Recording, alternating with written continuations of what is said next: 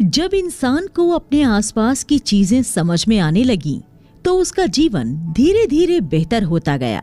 लेकिन जिस वक्त उसने आसमान की ओर ऊपर देखा और उसने देखा कि आसमान में अलग ही दुनिया है और इस दुनिया में सूरज, चांद और तारे मौजूद हैं, तब से ही इंसान के मन में ये सवाल जाग उठा कि वे उस दुनिया का भी पता लगाए। इतिहास में कई सारे बड़े बड़े फिलोसोफर्स ने इस रहस्यमय दुनिया को समझने की कोशिश की थी। वैज्ञानिकों के साथ साथ अलग अलग धर्मों ने भी यूनिवर्स के बनने के बारे में अपने अपने विचार रखे, लेकिन अब तक कोई भी इन सवालों का पक्का जवाब नहीं दे पाया है। लेकिन विज्ञान इन सवालों से जुड़ी कई सारी चीजों को सामने लाया है और हमें कुछ हद तक इन सवालों के जवाब मिलने लगे। विज्ञान की सहायता से धीरे धीरे हमें इसके बारे में और जानकारी होने लगी और हम इन सवालों के जवाबों के और करीब पहुंचने लगे। 20वीं सदी में धीरे धीरे हमें इन सवालों के जवाब मिलने लगे। हमें ये पता लगने लगा कि आखिरकार इस दुनिया में क्या छुपा है।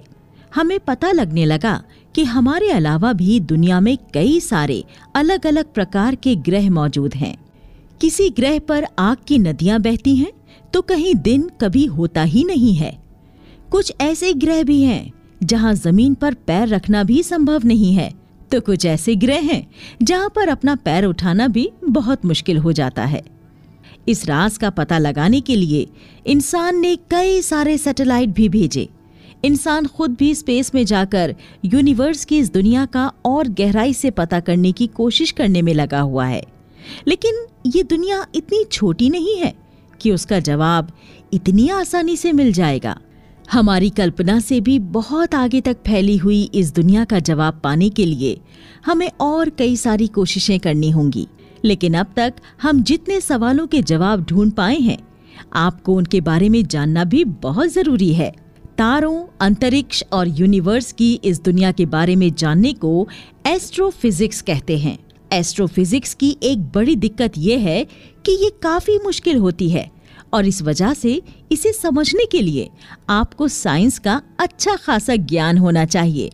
एस्ट्रोफिजिक्स फॉर पीपल इन हरी के साथ नील टायसन द्वारा लिखी गई इस किताब के टाइटल से ही आपको पता लग गया होगा कि इस किताब में आपको एस्ट्रोफिजिक्स से जुड़े हर सवाल का जवाब बहुत ही आसान भाषा में मिलेगा। इस बुक समरी को सुनकर आप इन सभी सवालों के जवाब तो पाएंगे ही, और साथ ही साथ आप भी यूनिवर्स और इस दुनिया के बारे में नए सवाल भी सोच पाएंगे। सबसे खास कहानी। किस्से कहानियां आज से नहीं बल्कि सदियों से हमारे बीच रहे हैं। कुछ किस्से राजाओं की लड़ाई के होते हैं तो कुछ किस्से परियों के बारे में होते हैं, लेकिन एक ऐसी कहानी है जो अब तक की सबसे खास कहानी है। वो खास इसलिए है क्योंकि उस कहानी से हमें ये पता लगता है कि आखिरकार हम बने कैसे और कैसे हमारी ये दुनिया बनी जिसमें आज हम सब मौजूद हैं। इस कहानी में बताया गया है कि करीब 14 बिलियन साल पहले इस पूरे यूनिवर्स की एनर्जी एक जगह पर इकट्ठी थी और ये जगह इतनी छोटी थी कि एक सुई की नोक भी उस जगह से हजारों गुना बड़ी थी। इतनी छोटी सी जगह पर जब इतनी ज्यादा एनर्जी इकट्ठी होकर रह रही थी तो वहां पर तापमान बहुत ज्यादा था। अंत में इस छोटी सी जगह पर एक बहुत बड़ा विस्फोट हुआ और ये विस्फोट ही हमारे इस पूरे यूनिवर्स के बनने का कारण बना। इस विस्फोट का नाम है बिग बैंग। इसी विस्फोट के साथ इलेक्ट्रोमैग्नेटिक फोर्स, ग्रेविटी और न्यूक्लियर फोर्स बनी और इन्हीं अलग अलग प्रकार की फोर्सेस से हमारी ये दुनिया कायम है। इलेक्ट्रोमैग्नेटिक फोर्स आज अलग अलग प्रकार के मॉलिक्यूल्स को आपस में बने रहने के लिए काम करती है और ग्रेविटी की मदद से बड़े बड़े ग्रहों और मैटर का निर्माण हुआ और उसी वक्त ब्रह्मांड में पहली बार समय का चलना शुरू हुआ। ये सारी एनर्जी धीरे धीरे मैटर में बदलने लगी। मैटर यानी कि वो चीजें जिन्हें हम खुली आंखों से देख सकते हैं और कई सारी ऐसी चीजें जिन्हें हम नहीं देख पाते हैं। हर वो चीज जो कुछ जगह घेरती है मैटर कहलाती है। इसमें पहाड़, समंदर जैसी बड़ी बड़ी चीजों से लेकर चींटी, वायरस और बैक्टीरिया जैसे छोटे छोटे जीव और अन्य चीजें भी शामिल हैं। इसमें हवा भी शामिल है जिसे हम देख नहीं सकते हैं। आइंस्टीन के एनर्जी इक्वेशन के आधार पर हम एनर्जी के मैटर में बदलने के इस प्रोसेस को समझ सकते हैं।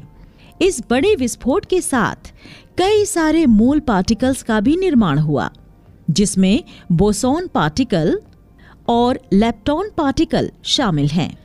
बोसॉन पार्टिकल के बारे में भारतीय नोबेल पुरस्कार विजेता वैज्ञानिक सत्येंद्र नाथ बोस ने बताया था। उन्होंने कहा था कि जिस प्रकार एक परमाणु में इलेक्ट्रॉन, प्रोटॉन और न्यूट्रॉन होते हैं, उसी प्रकार इन तीनों से भी छोटे कुछ कण होते हैं और इन पार्टिकल्स का नाम बाद में बोसॉन पार्टिकल रखा गया था। बिग बैंग के होने के ठीक बाद धीरे धीरे पूरा यूनिवर्स ठंडा होने लगा। अब वो पहले की तरह इतना गर्म नहीं था और यूनिवर्स लगातार फैल रहा था। इसमें कुछ बड़े तारे बने जिनका तापमान बहुत ज्यादा था। इन तारों में हमारा सूर्य भी शामिल था और इन तारों की सतह पर इलेक्ट्रॉन बन रहे थे। आने वाले 1 बिलियन सालों तक यूनिवर्स इसी तरह फैलता और ठंडा होता रहा। जैसे जैसे यूनिवर्स ठंडा होता गया, वैसे वैसे नए पदार्थों का निर्माण होता गया। नए तारे और ग्रह बनते गए और तारों और ग्रहों के इस ग्रुप को गैलेक्सी कहा गया था। बिलियन से भी अधिक गैलेक्सी का उस दौरान निर्माण हुआ और हर एक गैलेक्सी में अरबों खरबों तारे थे और तारों के एकदम सेंटर में परमाणु विस्फोट की तरह बड़े बड़े धमाके हो रहे थे। इन विस्फोट से नए नए इलेक्ट्रॉन और प्रोटॉन बन रहे थे। बिग बैंग के करीब 9 बिलियन साल के बाद हमारा सूर्य बना। इसके साथ साथ अब कई सारी गैस भी बनने लगी, जिसमें ऑक्सीजन और ओजोन भी शामिल हैं। धीरे धीरे अलग अलग गैसें बनने लगी। हाइड्रोजन और ऑक्सीजन के मिलने से पानी बना और पानी में ही दुनिया का पहला जीव पैदा हुआ। धीरे धीरे ये जीव पानी से जमीन पर आया और उसके बाद का पूरा प्रोसेस इवोल्यूशन में हम पढ़ते हैं। लेकिन बिग बैंग भी हुई थी या नहीं, इसके बारे में किसी के पास भी कोई सबूत नहीं है। कोई भी एस्ट्रोफिजिसिस्ट इस बारे में दावे से नहीं कह सकता है कि यूनिवर्स का निर्माण किसी दूसरी घटना से नहीं हुआ है। कुछ लोग कहते हैं कि यूनिवर्स हमेशा से ऐसा ही था। कुछ लोग कहते हैं कि हमारा यूनिवर्स अकेला यूनिवर्स नहीं है, बल्कि इसी तरह के हजारों लाखों यूनिवर्स मौजूद हैं। इस थ्योरी को मल्टीवर्स की थ्योरी कहा जाता है, लेकिन आज तक हम बिग बैंग को ही सबसे बेहतर थ्योरी मानते हैं, क्योंकि इसके अलावा दूसरी कोई भी धारणा हमें ये नहीं समझाती है कि आखिरकार इस यूनिवर्स का निर्माण हुआ कैसे। धरती और स्वर्ग। सर आइजक न्यूटन ने जब ग्रेविटेशन का नियम दिया था, तो उससे पहले तक लोगों को लगता था कि धरती पर जो प्रकृति के नियम हम देखते हैं वो केवल धरती तक ही सीमित हैं। धरती से बाहर ऐसे किसी भी प्रकार के नियम नहीं होते हैं, क्योंकि उससे पहले तक लोगों ने ग्रेविटेशन के नियम के बारे में जानकारी नहीं ली थी। जब न्यूटन ने ये कहा कि ये नियम ब्रह्मांड की हर वस्तु पर लागू होता है, तो लोगों ने जल्दी से इस बात को माना भी नहीं था।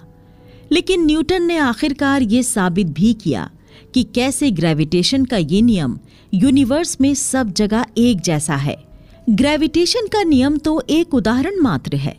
ऐसी कई घटनाएं थीं जो लोगों को लगता था कि वो केवल धरती पर ही होती हैं, जैसे कि सूरज की किरणों का 7 रंगों से मिलकर बना होना। इस बारे में भी लोगों को पता नहीं था।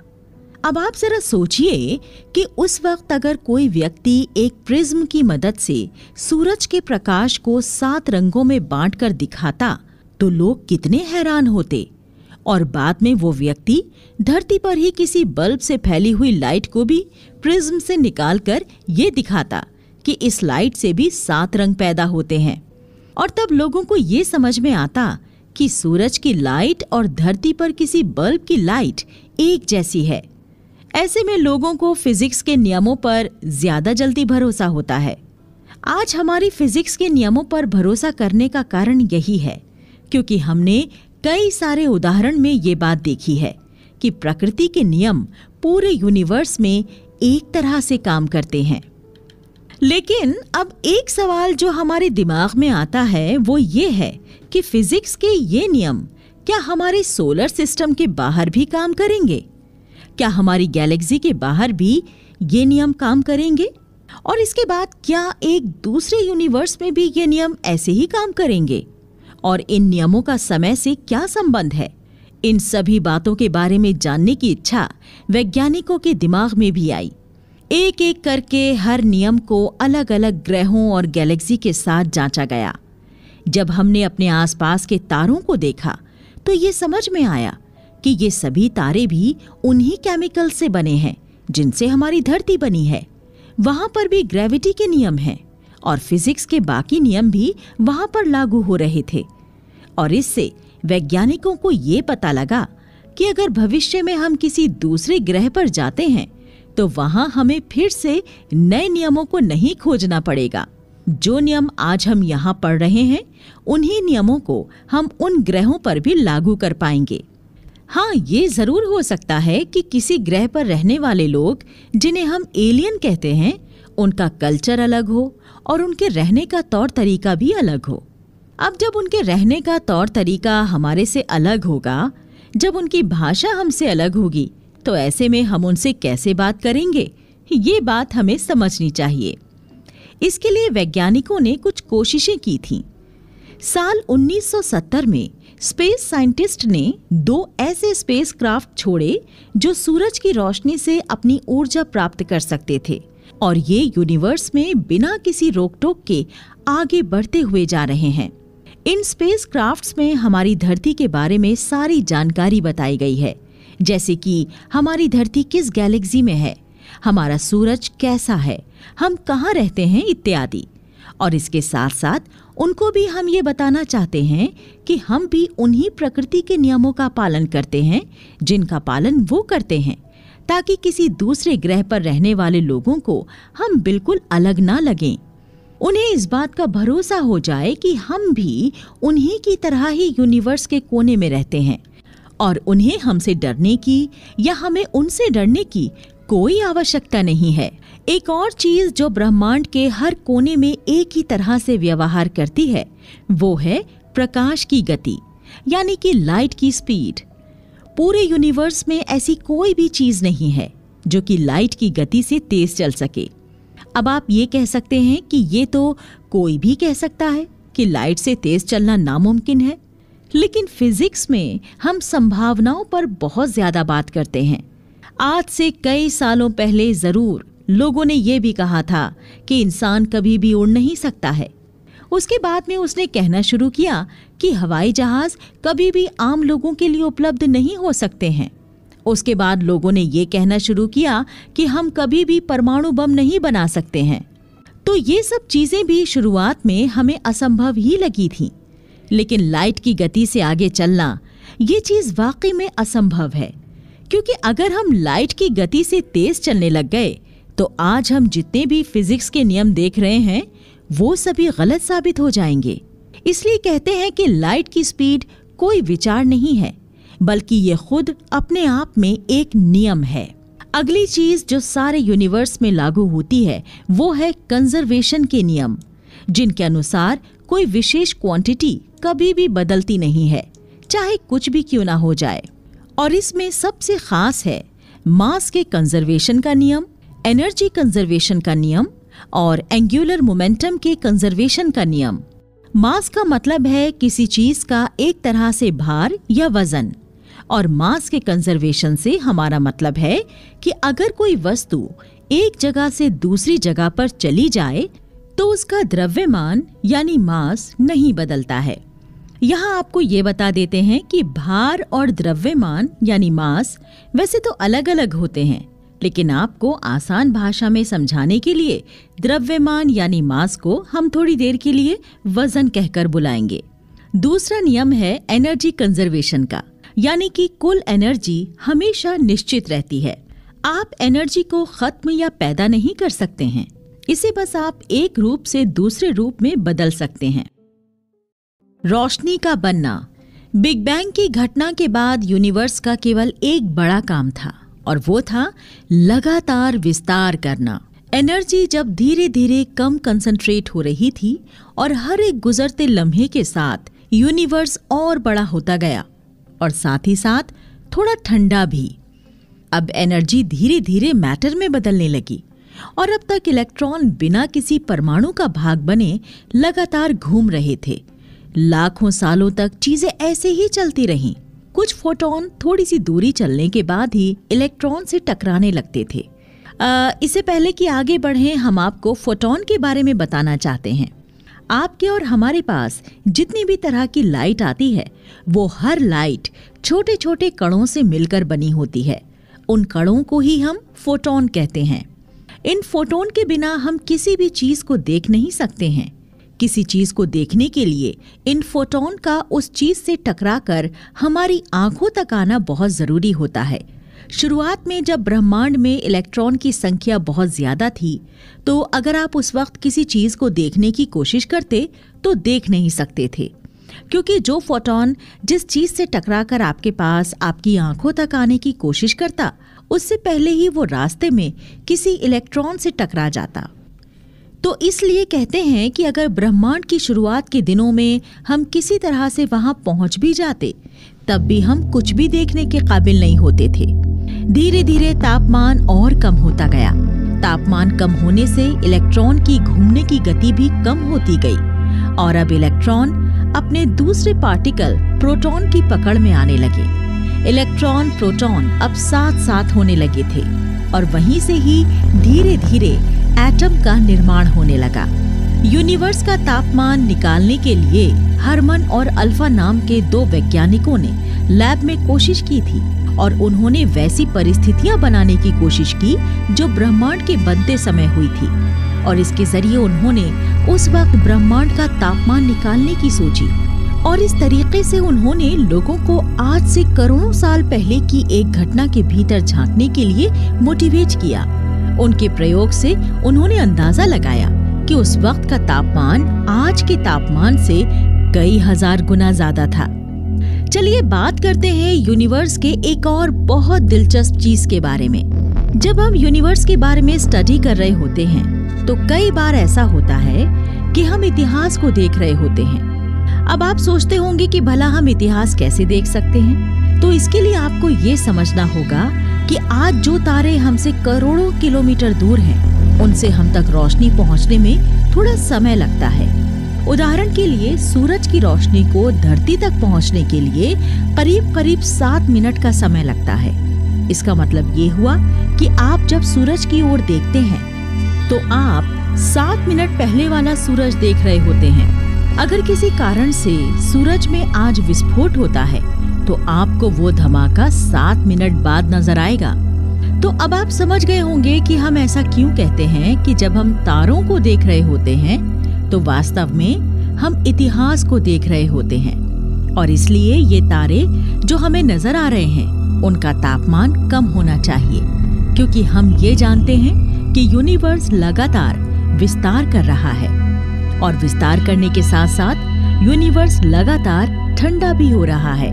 यानी कि जिस वक्त तारे की सतह से रोशनी निकली थी उस वक्त उसकी सतह का तापमान ज्यादा था और जब तक वो रोशनी हमारे पास पहुंची तब तक उसकी सतह का तापमान गिरकर थोड़ा कम हो गया होगा।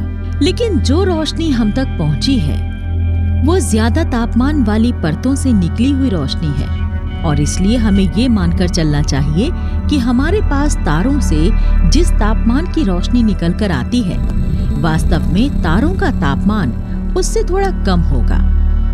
इसके बाद में बारी आती है ब्रह्मांड की एक ऐसी चीज के बारे में जिसने वैज्ञानिकों के मन में बहुत ज्यादा दिलचस्पी जगा रखी है। इस चीज का नाम है डार्क मैटर। साधारण भाषा में आप ये समझ सकते हैं कि हम जिस चीज से बने हैं वो सामान्य मैटर है और इस पर ग्रेविटी का भी प्रभाव होता है और ये लाइट के साथ भी प्रतिक्रिया करता है।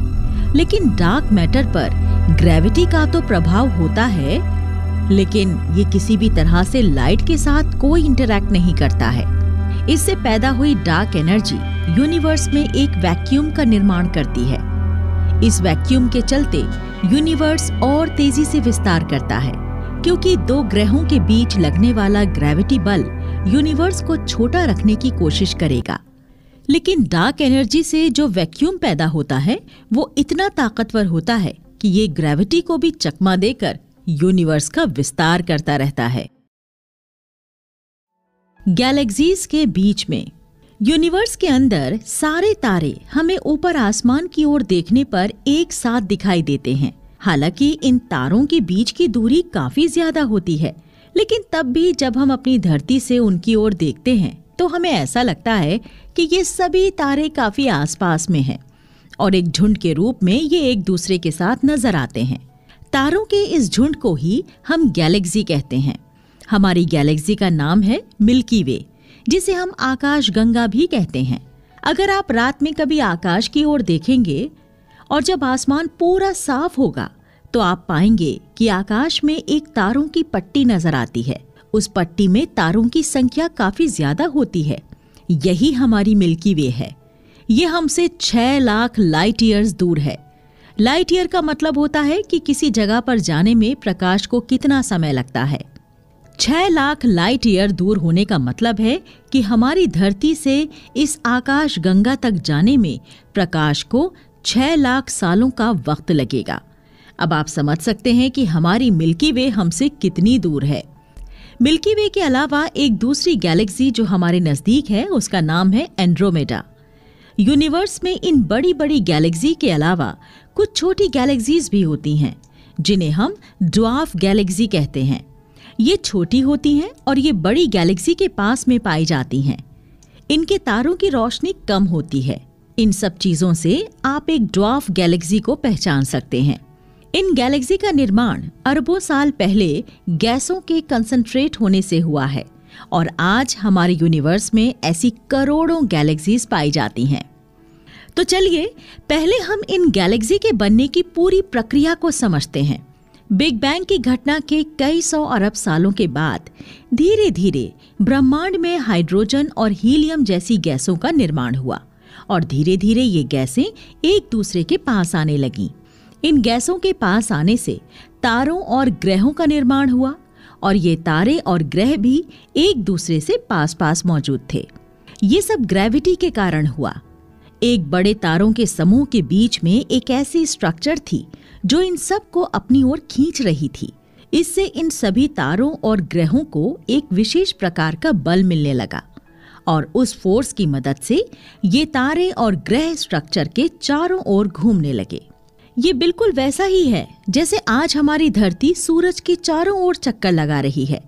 इसका कारण ये है कि सूरज हमारी धरती से कई गुना ज्यादा बड़ा है और इसकी वजह से उसकी ग्रेविटेशनल पावर धरती की ग्रेविटेशनल पावर से ज्यादा है और इस वजह से धरती सेंट्रीफ्यूगल फोर्स की मदद से सूरज के चारों ओर गोल गोल घूम रही है।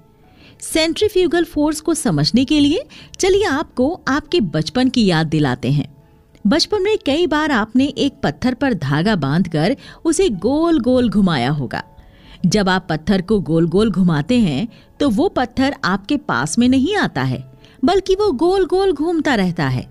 इसका कारण ये है कि आपने जिस डोरी से पत्थर को बांधा है उस डोरी का टेंशन उस पत्थर पर एक फोर्स लगा रहा है जिसे सेंट्रीफ्यूगल फोर्स कहते हैं और लगने वाला ये सेंट्रीफ्यूगल फोर्स पत्थर को एक गोल रास्ते पर घुमाता है।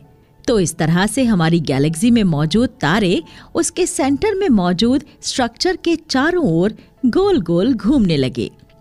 अब आप सोच रहे होंगे कि गैलेक्सी के सेंटर में मौजूद ये स्ट्रक्चर आखिरकार क्या होती है। तो इस स्ट्रक्चर का नाम है ब्लैक होल। वहीं कुछ गैलेक्सी के बीच में क्वासर नाम की एक संरचना भी होती है। ब्लैक होल और क्वासर दोनों ही बहुत ज्यादा एनर्जी वाली स्ट्रक्चर हैं। क्वासर हमारे पूरे यूनिवर्स की सबसे ज्यादा एनर्जी रखने वाली स्ट्रक्चर है। इस एनर्जी के चलते इसमें मौजूद सभी तारे इसके चारों ओर चक्कर लगा रहे हैं। ये गैलेक्सी बहुत ही तेजी से यूनिवर्स में घूमती रहती है। हम भी हमारी गैलेक्सी मिल्की वे के भाग हैं। यानी कि जिस वक्त आप इस किताब की समरी को सुन रहे हैं उस वक्त आप बहुत तेजी से ब्रह्मांड के अंदर किसी दिशा में जा रहे हैं। ऐसा होने से कई बार 2 गैलेक्सीज आपस में टकराती भी हैं। वैज्ञानिकों ने इस बारे में काफी विचार किया कि आखिरकार दो गैलेक्सीज के टकराने पर क्या होता होगा। पहले तो ये कहा गया कि अगर दो गैलेक्सीज आपस में टकराएंगी तो इसमें से जो कमजोर गैलेक्सी होगी वो टूटकर बिखर जाएगी और ताकतवर गैलेक्सी पीछे बच जाएगी। लेकिन बाद में प्रयोगों से ये पता लगा कि ऐसा बिल्कुल नहीं होता है। गैलेक्सीज के तारों के बीच में काफी ज्यादा खाली स्पेस होता है। उस खाली स्पेस में डार्क मैटर भरा होता है। तो जब दो गैलेक्सीज आपस में टकराती हैं तो इस बात के बहुत कम चांसेस हैं कि इन्हीं गैलेक्सीज में मौजूद तारे भी आपस में टकराएंगे और इस तरह से बिना तारों के एक दूसरे से टकराए दोनों गैलेक्सीज आपस में मिल जाती हैं। उनके सेंटर में मौजूद ब्लैक होल भी अब आपस में मिल चुके हैं। ब्लैक होल के मिलने से और तारों के बीच की जगह कम होने से अब गैलेक्सी और ज्यादा कंडेंस हो चुकी है। इस वजह से इस गैलेक्सी में अब और अधिक तारों का निर्माण होगा। गैलेक्सी में बीच बीच में जो खाली जगह पाई जाती है उसे इंटरगैलेक्टिक स्पेस कहा जाता है। लेकिन हम वहां नहीं जा सकते हैं। इसका पहला कारण है कि वहां पर तापमान इतना कम है कि हम वहां जाते ही मर जाएंगे। दूसरा, हमारे शरीर की कोशिकाएं वहां जाने से तुरंत फट जाएंगी क्योंकि हमारे शरीर का दबाव ज्यादा होगा और बाहरी दबाव बिल्कुल कम होगा। इसके अलावा किसी तरह अगर हम इन चीजों पर काबू पा भी लें तब भी वहां पर हमें बहुत खतरा है क्योंकि इस जगह पर बहुत ही तेज गति से चलते सब एटॉमिक पार्टिकल्स होते हैं। सब एटॉमिक पार्टिकल्स में इलेक्ट्रॉन, प्रोटॉन जैसे मूल पार्टिकल्स शामिल हैं। इन पार्टिकल्स में इतनी एनर्जी होती है कि धरती पर आज तक के बनाए गए सबसे ज्यादा एनर्जी वाले पार्टिकल भी इसके सामने बहुत धीमे हैं। तेजी से चलते इन पार्टिकल्स को कॉस्मिक किरणें कहा जाता है और ये लगभग लाइट की गति के बराबर चलते हैं। हालांकि ये प्रकाश की गति से धीमे होते हैं। एक छोटा सा पार्टिकल भी इतनी ऊर्जा रखता है कि आपको ऐसा लगेगा कि आपको किसी ने एक पत्थर से या आपको किसी ने गोली मारी हो। यानी कि जैसे ही आप इस इंटरगैलेक्टिक स्पेस में जाएंगे आपके ऊपर इन पार्टिकल्स की बौछार होने लगेगी और आपको एक बार के लिए ऐसा लगेगा जैसे कोई आपको गोलियों से भून रहा हो। इस खाली जगह से निकलने वाली इन सब एटॉमिक पार्टिकल्स की एनर्जी को हम डार्क एनर्जी कहते हैं, जिसके बारे में हम आगे और जानेंगे। डार्क मैटर, ग्रेविटी प्रकृति का एक ऐसा फोर्स है जिसके बारे में हम सब काफी कुछ जानते हैं। लेकिन इतना कुछ जानने के बाद भी हमारे सामने कई सारे सवाल हैं जिनका जवाब नहीं है। इस ग्रेविटी जैसी शानदार चीज को सर आइजक न्यूटन सबसे पहले हमारे सामने लेकर आए और उन्होंने बताया कि दो चीजों के बीच लगने वाला बल गणित की एक इक्वेशन से समझा जा सकता है।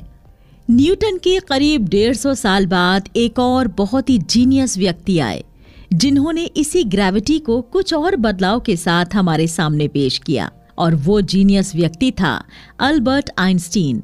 आइंस्टीन ने ग्रेविटी के साथ साथ स्पेस और टाइम की बात भी की। उन्होंने ये भी समझाया कि कैसे मैटर और एनर्जी ग्रेविटी को प्रभावित करते हैं और उन्होंने ये भी समझाया कि ग्रेविटी केवल सामान्य चीजों को प्रभावित नहीं करती है बल्कि ये प्रकाश को भी प्रभावित करती है। इस चीज का सबूत देने के लिए आइंस्टाइन ने ये एग्जाम्पल दिया कि जब किसी भी तारे की रोशनी किसी बहुत बड़े ग्रह के पास से जाती है तो वो सीधी ना चलकर थोड़ी मुड़ जाती है और इसके मुड़ने का कारण उस बड़े ग्रह के द्वारा लगाया जाने वाला ग्रेविटेशनल फोर्स होता है। अब आप सोच रहे होंगे कि जब हमें इतने सारे सवालों के जवाब मिल गए तो आखिरकार ऐसा कौन सा सवाल है जिसका जवाब अभी तक नहीं मिला है। तो अब हमारे सामने एक बहुत ही जरूरी सवाल आता है और वो सवाल है ग्रेविटेशनल फोर्स के पैदा होने के सोर्स के बारे में। अगर हम दुनिया में मौजूद कुल ग्रेविटेशनल फोर्स की बात करें तो उसमें से केवल 15% ही ऐसी चीजों से आता है जिसे हम देख पाते हैं, यानी कि किसी ग्रह या तारे से। बचा हुआ 85% ग्रेविटी किसी ऐसी चीज से आता है जिसे आज तक किसी ने भी नहीं देखा है। अब आप सोच सकते हैं कि ये कितनी हैरानी की बात है कि हमें अब तक ये नहीं पता कि आखिरकार ये ग्रेविटी आ कहां से रही है, क्या इसका मतलब ये है कि न्यूटन के नियम गलत हैं, या फिर जो नियम हम मानकर चल रहे हैं उन नियमों में कुछ बदलाव की जरूरत है? इस चीज के बारे में सबसे पहले एस्ट्रोफिजिसिस्ट ज़्वीकी ने बताया। ज़्वीकी कैलिफोर्निया इंस्टीट्यूट ऑफ टेक्नोलॉजी में 40 साल तक पढ़ाते रहे। उन्होंने इस छुपी हुई अनजान चीज के बारे में हमें कई सारी बातें बताईं। उन्होंने देखा कि गैलेक्सी की स्पीड ज्यादा होती है और इतनी ज्यादा स्पीड केवल वहां मौजूद तारों के ग्रेविटेशनल फोर्स से नहीं आ सकती है। इसका मतलब है कि उस गैलेक्सी में कुछ ऐसी चीजें भी मौजूद थीं जो ग्रेविटेशनल फोर्स तो लगा ही रही थीं, लेकिन जिसे हम देख नहीं पा रहे थे। जिस स्पीड से वो तारे और गैलेक्सी चल रहे थे वो एस्केप वेलोसिटी से भी ज्यादा थी। आगे बढ़ने से पहले चलिए हम आपको समझाते हैं कि आखिरकार ये एस्केप वेलोसिटी क्या होती है। आपने रॉकेट लॉन्चिंग जरूर देखी होगी। जब रॉकेट लॉन्च होता है तो उसकी एक फिक्स स्पीड होनी चाहिए। अगर रॉकेट उस स्पीड से कम स्पीड पर लॉन्च किया जाता है तो वो रॉकेट धरती की वातावरण को पार नहीं कर पाएगा और उसका अंतरिक्ष में पहुंचना संभव नहीं हो पाएगा। वैसे ही जब हम आकाश में भी पत्थर या गेंद फेंकते हैं तो वो गेंद और पत्थर थोड़ी देर ऊपर जाकर वापस नीचे आ जाते हैं, क्योंकि उनकी स्पीड इतनी नहीं है कि वो धरती के वातावरण को पार करके स्पेस में चली जाएं। तो एस्केप वेलोसिटी वो स्पीड है जिस स्पीड पर कोई भी चीज किसी ग्रह के वातावरण को पार करके स्पेस में चली जाए। गैलेक्सी में मौजूद तारे भी एस्केप वेलोसिटी से ज्यादा स्पीड से घूम रहे थे, तो उस हिसाब से उन तारों को उस गैलेक्सी से बाहर आ जाना चाहिए था, लेकिन तब भी ऐसा कुछ भी नहीं हो रहा था। इसका मतलब है कि उस गैलेक्सी में कुछ ऐसी चीज भी मौजूद थी जो उन तारों को वहां बांध के रख रही थी।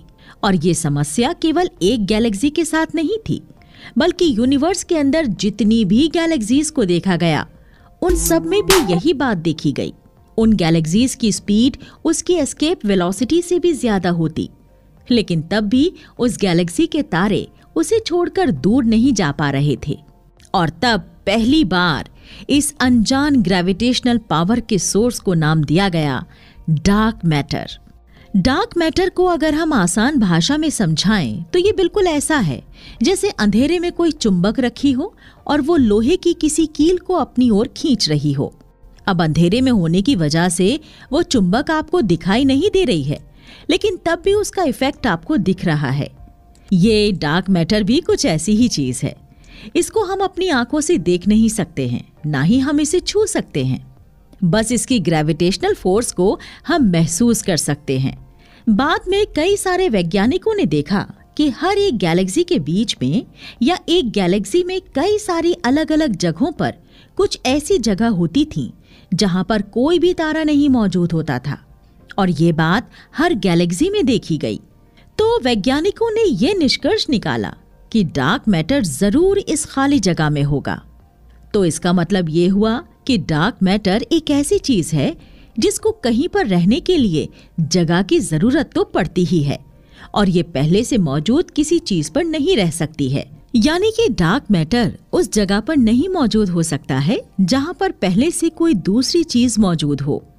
इस डार्क मैटर की ग्रेविटेशनल पावर हम जिन आसपास के नॉर्मल मैटर को देखते हैं उससे 6 गुना ज्यादा है।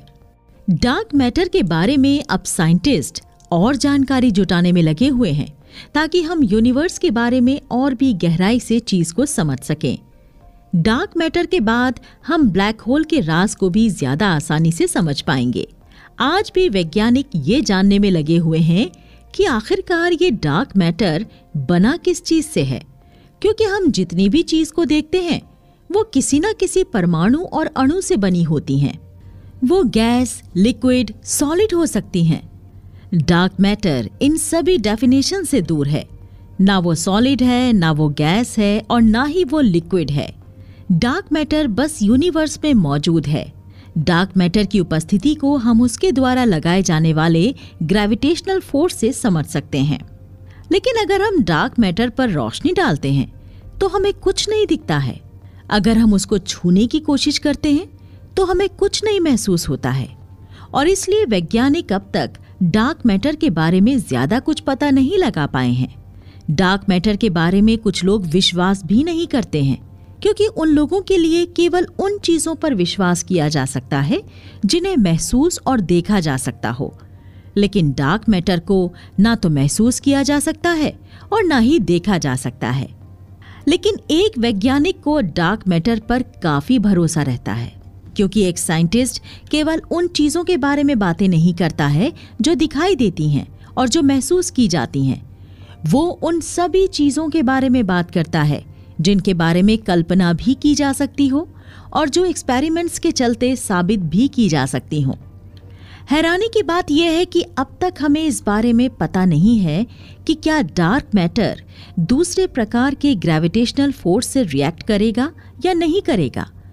यानी कि अगर हम किसी दूसरे ताकतवर ग्रेविटेशनल फोर्स के सोर्स को डार्क मैटर के पास लेकर जाएं, तो डार्क मैटर पर इसका कुछ असर पड़ेगा या नहीं।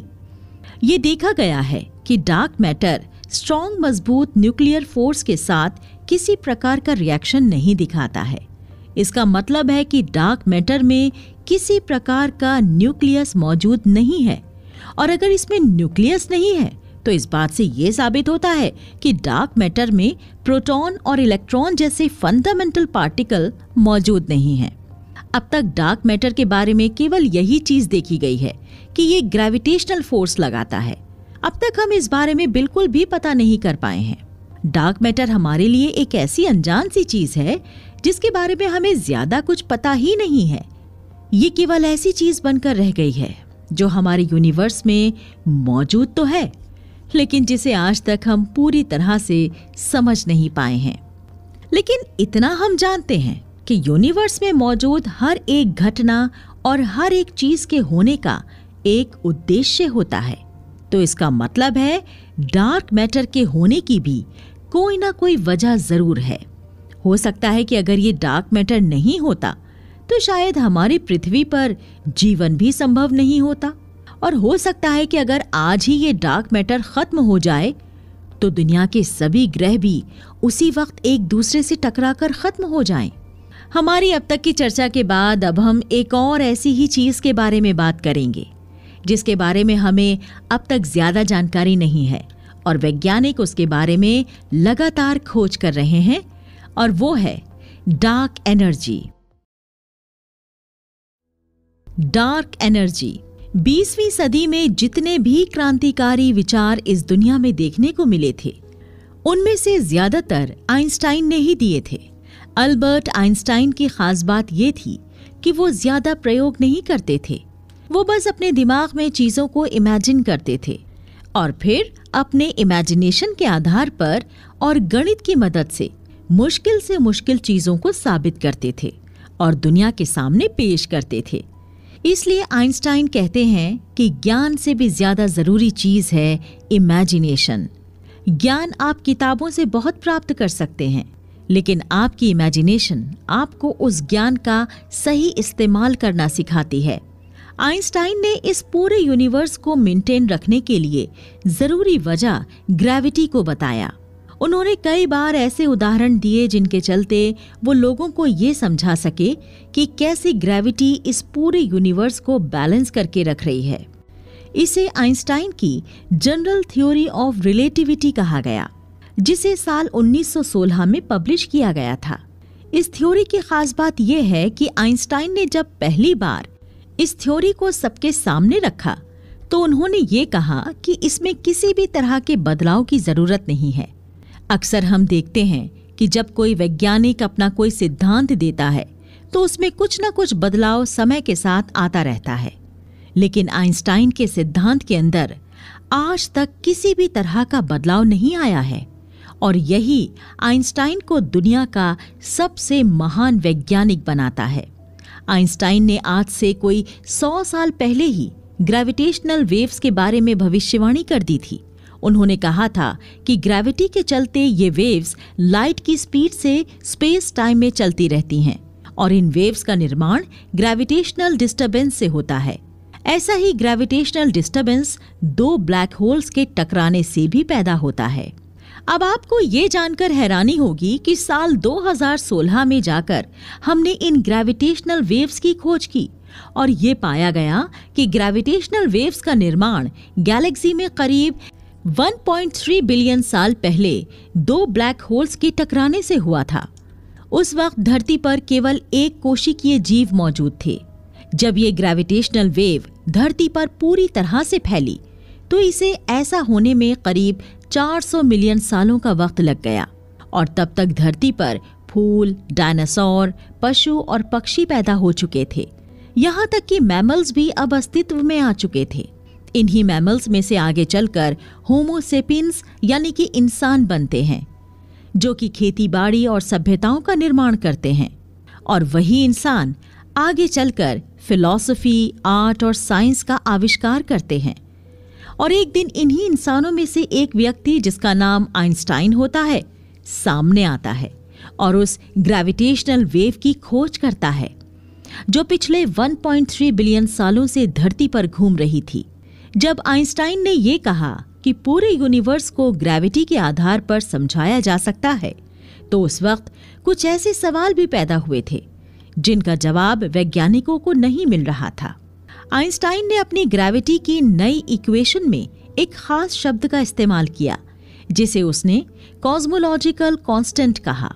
इसी कॉस्मोलॉजिकल कांस्टेंट की मदद से वो एक बैलेंस यूनिवर्स को समझा पा रहे थे। आइंस्टाइन ने इस कॉस्मोलॉजिकल कांस्टेंट का इस्तेमाल इसलिए किया था ताकि वो यूनिवर्स के बैलेंस को समझा सकें। अब आप सोच सकते हैं कि भला कॉस्मोलॉजिकल कांस्टेंट नाम की इस चीज से यूनिवर्स के बैलेंस को कैसे समझाया जा सकता है। इसके लिए आपको कांस्टेंट का मतलब समझना होगा। कांस्टेंट किसी समीकरण में वो क्वांटिटी होती है जो हमेशा फिक्स रहती है। हालात के बदलने पर भी कांस्टेंट क्वांटिटी हमेशा फिक्स रहती है और लगभग हम जितने भी समीकरण देखते हैं उसमें कुछ ना कुछ चीज को कांस्टेंट मानकर चलते हैं। जैसे कि जब हम किसी इलेक्ट्रिक वायर का रेजिस्टेंस निकालते हैं तो उस वक्त हम वायर की मोटाई को कांस्टेंट मानकर रखते हैं।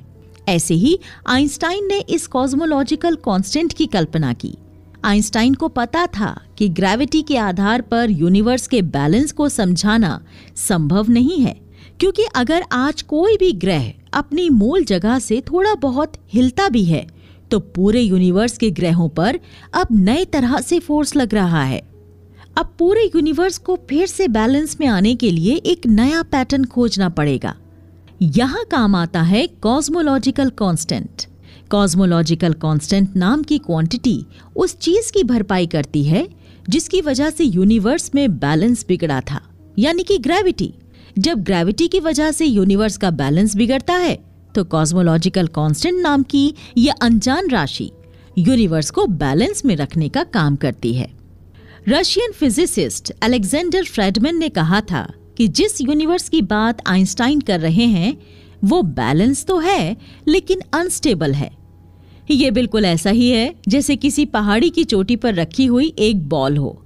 जब आप उस बॉल को देखोगे तो आपको लगेगा कि बॉल एक सही जगह पर है और बैलेंस में भी है, लेकिन अगर बॉल को आप थोड़ा सा भी दूसरी ओर धक्का देंगे तो बॉल नीचे गिर जाएगी और बैलेंस में नहीं रहेगी।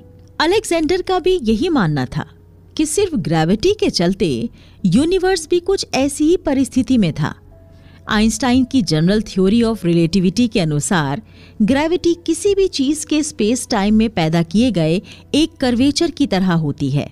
अब आप इस चीज को समझने के लिए इमेजिन कीजिए कि आपने एक पतली चादर को 4 कोनों से खींचकर बांध रखा है। अब ये चादर बिल्कुल सीधी है। अब आप एक क्रिकेट की गेंद को इस चादर पर डाल दीजिए। आप देखेंगे कि क्रिकेट की गेंद डालने के बाद इस चादर में कुछ कर्व आ गया है। कर्व का मतलब है किसी चीज का कुछ मुड़ा हुआ होना, और ये गेंद चादर के बीच में जाकर रुक जाती है। अब ये चादर सीधी नहीं रही है। यूनिवर्स को भी कुछ ऐसे ही इमेजिन कर सकते हैं। अलग अलग ग्रहों की वजह से स्पेस टाइम में कर्वेचर पैदा होता है। इसकी वजह से ग्रेविटी नाम की ताकत वजूद में आती है। अगर हम आइंस्टाइन की पूरी थ्योरी को आसान शब्दों में कहें तो मैटर स्पेस को बताता है कि मुड़ना कैसे है और स्पेस मैटर को बताता है कि चलना कैसे है। लेकिन अभी भी हमारे सवाल का जवाब नहीं मिला है कि आखिरकार आइंस्टाइन का वो कॉस्मोलॉजिकल कांस्टेंट था क्या। इसका जवाब आइंस्टाइन के 90 साल बाद 3 वैज्ञानिकों ने दिया। उनका नाम था परलमुटर, श्मिट और रीस, और उन्होंने इसे नाम दिया डार्क एनर्जी। और इस खोज के लिए उन्हें साल 2011 का नोबेल प्राइज भी मिला। आज यूनिवर्स में करीब 68% एनर्जी डार्क एनर्जी है। डार्क मैटर 27% यूनिवर्स का हिस्सा घेरे हुए है। वहीं बचा हुआ 5% हिस्सा वो मैटर घेरे हुए है जिसे हम देख सकते हैं और छू सकते हैं। वैज्ञानिक इस डार्क एनर्जी के बारे में और जानकारी ढूंढने में लगे हुए हैं और वो इस बात का पता लगाना चाहते हैं कि आखिरकार डार्क एनर्जी से यूनिवर्स पर क्या फर्क पड़ता है और ये डार्क एनर्जी आखिरकार किस तरीके से यूनिवर्स को बैलेंस रखने में काम आती है। और एक बार हम डार्क एनर्जी के बारे में इतनी जानकारी निकाल लेते हैं तो उसके बाद हमारे लिए यूनिवर्स को समझना और भी आसान हो जाएगा। इसलिए हमें उम्मीद है और इंतजार है 21वीं सदी के आइंस्टाइन का, जो एक बार फिर से दुनिया को स्पेस की राह पर एक कदम आगे लेकर जाएगा। यूनिवर्स एक टेबल पर। बचपन में हम सब ने पीरियोडिक टेबल पढ़ी थी। हमने देखा था कि कैसे इस पीरियोडिक टेबल में मौजूद अलग अलग तत्व हमारे वातावरण में मौजूद हैं और वो कैसे हमारी जिंदगी पर प्रभाव डालते हैं। लेकिन सवाल ये आता है कि आखिरकार ये सभी एलिमेंट्स हमारे वातावरण में आए कैसे। अब आप जवाब दे सकते हैं कि ये सभी एलिमेंट्स हमारे वातावरण में धरती की सतह से आए हैं। लेकिन धरती की सतह में ये सभी एलिमेंट्स कैसे आए? हम में से ज्यादातर लोगों को इस सवाल का जवाब नहीं पता है। हमारी पहले की चर्चा में हमने ये जाना कि कैसे बिग बैंग की घटना के दौरान कुछ गैसेस बनी। बिग बैंग की घटना के बाद यूनिवर्स में केवल 3 ही प्रकार के एलिमेंट मौजूद थे। ये 3 एलिमेंट थे हाइड्रोजन, हीलियम और लिथियम। इसके अलावा बाकी सभी एलिमेंट के एटम इतनी ज्यादा गर्मी में बिल्कुल बिखर चुके थे। जब हम पीरियोडिक टेबल की ओर देखते हैं तो हमें एक बड़े ही रहस्यमयी दुनिया के बारे में जानकारी मिलती है। आप जरा सोच कर देखिए कि हाइड्रोजन, जो बहुत ही आसानी से जलने वाली गैस है, वहीं दूसरी ओर ऑक्सीजन ऐसी गैस है जो जलने में मदद करती है। लेकिन जब ये दोनों गैसेस आपस में मिलती हैं तो पानी बनता है और ये पानी आग बुझाने का काम करता है। पानी के लक्षण इन दोनों गैसेस के लक्षणों से बिल्कुल अलग हैं। इसी प्रकार हम जब नमक की ओर देखते हैं तो नमक सोडियम और क्लोरीन से बनता है। सोडियम जो एक धातु है जिसे चाकू से भी काटा जा सकता है, साथ ही साथ ये एक जहरीला मेटल है। दूसरी ओर क्लोरीन एक बदबूदार गैस है। लेकिन जब इन दोनों को मिलाते हैं तो नमक बनता है और ये नमक हमारे खाने का एक बहुत ही अहम हिस्सा है। इसलिए ये बात बहुत जरूरी हो जाती है कि हम इस पीरियोडिक टेबल को एक एस्ट्रोफिजिसिस्ट की नजर से देखें। एक प्रोटॉन लिए घूम रहा हाइड्रोजन पूरे पीरियोडिक टेबल में सबसे हल्का एलिमेंट है। इसका निर्माण बिग बैंग के दौरान हुआ था। हाइड्रोजन हमारे शरीर का लगभग 75% हिस्सा बनाता है और इस पूरे ब्रह्मांड के 90% से भी अधिक मैटर में हाइड्रोजन मौजूद है। हाइड्रोजन हमारे सोलर सिस्टम के सबसे बड़ा ग्रह जुपिटर के कोर में भी मौजूद है। इतने ज्यादा प्रेशर के बीच में हाइड्रोजन एक गैस की तरह नहीं बल्कि एक मेटल की तरह काम करता है और वहां पर वो एक बहुत ही ताकतवर मैग्नेटिक फील्ड भी पैदा करता है। सूरज की सतह पर भी यही हाइड्रोजन एटम आपस में मिलकर इतनी ज्यादा मात्रा में एनर्जी पैदा करते हैं और इन दोनों के मिलने से एनर्जी के साथ साथ नए एटम्स बनते हैं और वो एटम हीलियम के होते हैं। हीलियम भी कई जगह पर हम इस्तेमाल करते हैं।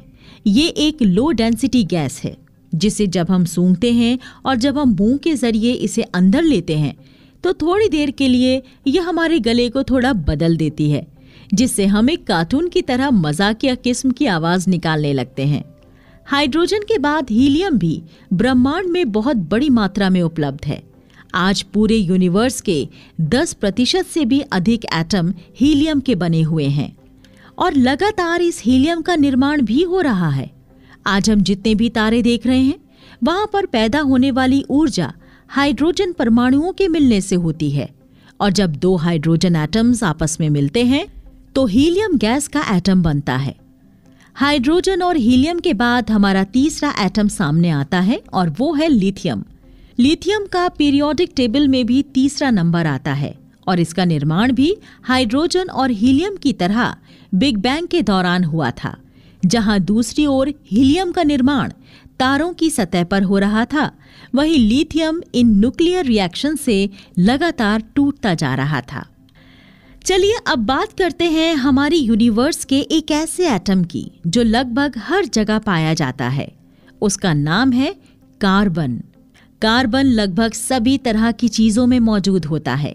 ये तारों के कोर में पाया जाता है, उनकी सतह पर पाया जाता है, उनके जलने पर पैदा होने वाले धुएं में भी पाया जाता है। यहाँ तक कि कार्बन से जुड़ी हुई एक केमिस्ट्री की अलग ब्रांच भी बनी है जिसे ऑर्गेनिक केमिस्ट्री कहते हैं। इस ऑर्गेनिक केमिस्ट्री में शामिल एलिमेंट हमारे शरीर के लगभग हर हिस्से का निर्माण करते हैं, यानी कि हमारे शरीर के लगभग हर हिस्से में कार्बन एटम मौजूद है। कार्बन के साथ साथ ऑक्सीजन भी यूनिवर्स में काफी अधिक मौजूद है, और ये ऑक्सीजन जिन तारों का विस्फोट होता है उनसे रिलीज होती है। आपको हम बता देते हैं कि ऑक्सीजन और कार्बन दोनों ही धरती पर जीवन के मेजर इंग्रेडिएंट्स हैं। लेकिन सवाल ये उठता है कि आखिरकार कार्बन ही क्यों हमारी जिंदगी का मुख्य हिस्सा बनाता है? हमारा शरीर बाकी एलिमेंट से क्यों नहीं बना? सिलिकॉन, जो पीरियोडिक टेबल में कार्बन के ही ग्रुप में है और ठीक कार्बन के नीचे पाया जाता है, इसकी कई सारी विशेषताएं कार्बन से मिलती जुलती भी हैं, लेकिन तब भी हमारा शरीर सिलिकॉन से ना बना होकर कार्बन से बना है। अभी वैज्ञानिक इस बारे में विचार कर रहे हैं कि अगर हमारा शरीर सिलिकॉन का बना होता तो हम कैसे होते। कुछ वैज्ञानिकों का मानना है कि उस हालत में हमारा शरीर इतना कठोर होता कि गोली भी इसे पार नहीं कर पाती। हमारा शरीर क्यों कार्बन से ही बना है, इसका जवाब पूरी तरीके से तो हमें अब तक नहीं मिल पाया है, लेकिन हम इतना जरूर जानते हैं कि कार्बन में ऐसी कई सारी खास बातें हैं जो उसे बाकी सारे एलिमेंट से अलग करती हैं, और उसमें से सबसे खास बात है कार्बन की चेन बनाने की खासियत। कार्बन के एटम्स दूसरे कार्बन के एटम्स के साथ बड़ी ही आसानी से जुड़कर एक लंबी चेन बना देते हैं, और इसी लंबी चेन के अलग अलग पैटर्न से अलग अलग केमिकल्स बनते हैं जो कि हमारे शरीर में काम आते हैं। अब बात करते हैं एल्युमिनियम की, जो हमारी धरती की सतह का करीब करीब 10% भाग बनाती है। लेकिन तब भी आज से 200 साल पहले तक एल्युमिनियम की खोज भी नहीं हुई थी। सबसे पहले एल्युमिनियम को साल 1827 में खोजा गया और 1960 के अंत में ये आम लोगों के घरों तक पहुंच पाया था। एल्युमिनियम के बाद आता है टाइटेनियम, जो कि एल्युमिनियम से दुगना ज्यादा मजबूत है। आज इसका इस्तेमाल कई सारे मिलिट्री एयरक्राफ्ट्स और मेडिकल सेक्टर में प्रोस्थेटिक हाथ और पांव बनाने में किया जाता है। अब बारी आती है एक बड़ी ही जरूरी मेटल की, और वो है आयरन। आयरन यानी कि लोहा। ये एक ऐसा मेटल है जिसके बिना आज हम इन बड़ी बड़ी बिल्डिंग्स, ब्रिज, गाड़ियां रखने की उम्मीद भी नहीं कर सकते हैं। आयरन के एटम की खास बात ये होती है कि ये एनर्जी एब्जॉर्ब करते हैं, चाहे आप इन्हें तोड़ें या आप अलग अलग आयरन एटम को आपस में जोड़ें। दोनों ही परिस्थितियों में आपको एनर्जी देनी पड़ेगी। आयरन के बाद बात करते हैं एक ऐसे मेटल की जो लगभग लिक्विड जैसा है। उसका नाम है गैलियम। गैलियम का मेल्टिंग पॉइंट इतना कम है कि अगर आप इसे अपनी हथेली पर भी लेते हैं तो ये पिघल जाएगा। ऐसा देखा गया है कि सूर्य की सतह पर गैलियम भी मौजूद है, और ये गैलियम न्यूट्रॉन से मिलकर जर्मेनियम धातु में बदल जाते हैं, और इस प्रोसेस में एक एक्सरे लाइट को देखा जा सकता है। अब बारी आती है उस एलिमेंट की जिसकी आज लगभग हर देश बहुत ज्यादा मांग कर रहा है, और आपको जानकर हैरानी होगी कि ये एलिमेंट हमारे जिंदा रहने के लिए जरूरी नहीं है, बल्कि इस एलिमेंट के साथ एक ऐसी चीज बनाई जा सकती है जो कुछ ही सेकंड में पूरी दुनिया को खत्म कर सकता है। इस चीज का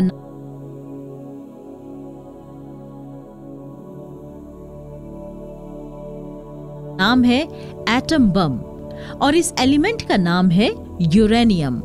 यूरेनियम के आसपास से पीरियोडिक टेबल के एलिमेंट रेडियो एक्टिव होने लगते हैं, यानी कि इनका न्यूक्लियस स्टेबल नहीं होता है और इसलिए ये अपने न्यूक्लियस से लगातार न्यूट्रॉन और इलेक्ट्रॉन निकालते रहते हैं। न्यूट्रॉन और इलेक्ट्रॉन के साथ साथ इन एटम्स के टुकड़े भी होने लगते हैं और ये धीरे धीरे और ज्यादा स्टेबल न्यूक्लियस की ओर जाने लगते हैं। जब भी एलिमेंट टूटते हैं तो इस प्रक्रिया में काफी ज्यादा एनर्जी पैदा होती है। उसी एनर्जी को हम न्यूक्लियर एनर्जी के तौर पर इस्तेमाल करते हैं और इसकी मदद से न्यूक्लियर बम भी बनाए जाते हैं। क्यों है सब कुछ गोल? जरा अपने आसपास नजर घुमाकर देखें। आप पाएंगे कि आपके आसपास जितनी भी नेचुरल चीजें हैं उनमें से कई सारी चीजें ऐसी हैं जो गोल हैं। जैसे हमारी धरती को ही देख लीजिए। धरती के अलावा बाकी सभी ग्रह भी तो गोल ही हैं। पानी की गिरती हुई बूंद भी गोल होती है। बारिश के साथ साथ जब कभी ओले गिरते हैं तो वो भी गोल होते हैं। आप कभी साबुन का बुलबुला बनाते हैं तो वो भी गोल होता है। तो आखिरकार हम नेचर में इतनी गोल चीजें क्यों देखते हैं? ये भी फिजिक्स का ही एक पार्ट है। सिर्फ पत्थरों और कुछ चट्टानों को छोड़कर नेचर ने सभी चीजों को गोल ही बनाया है। लेकिन इसका कारण क्या है? तो इसके लिए आपको ये समझना होगा कि कोई भी चीज अपनी ऊर्जा को हमेशा कम से कम रखना चाहती है। जैसे कि जब आप किसी चीज को थोड़ा ऊपर उठाकर अपने हाथ में पकड़कर रखते हैं तो वो चीज जमीन पर गिरने की कोशिश करती है। चूंकि आप उसे ऊपर उठाकर रखते हैं तो उसमें पोटेंशियल एनर्जी स्टोर हो जाती है और जैसे ही आप उसे छोड़ते हैं तो वो पोटेंशियल एनर्जी काइनेटिक एनर्जी में बदलकर उस चीज को जमीन पर गिरा देती है और जमीन पर आने के बाद उसकी पोटेंशियल एनर्जी भी कम हो जाती है और काइनेटिक एनर्जी भी शून्य हो जाती है। तो कहने का अर्थ ये है कि हर वस्तु अपनी ऊर्जा को कम से कम रखना चाहती है। तो पोटेंशियल और काइनेटिक एनर्जी के अलावा भी एक ऐसी एनर्जी है जिसे हर ऑब्जेक्ट कम से कम रखना चाहता है और वो एनर्जी है सरफेस एनर्जी। ये सरफेस एनर्जी सरफेस टेंशन नाम की फोर्स से पैदा होती है।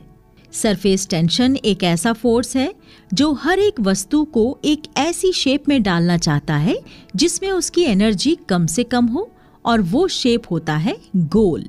और इसलिए हमें प्रकृति में ज्यादातर चीजें गोल दिखाई देती हैं। गोल वस्तुओं की सरफेस एनर्जी इसलिए कम होती है क्योंकि उनका एरिया कम होता है और सरफेस एनर्जी किसी वस्तु के एरिया से सीधी सीधी जुड़ी हुई है। आज दुनिया का कई सारा पैकिंग मटेरियल चीजों को गोल बक्से में पैक करने से बचाया जा सकता था क्योंकि गोल पैकिंग में पैकिंग मटेरियल कम से कम लगता है।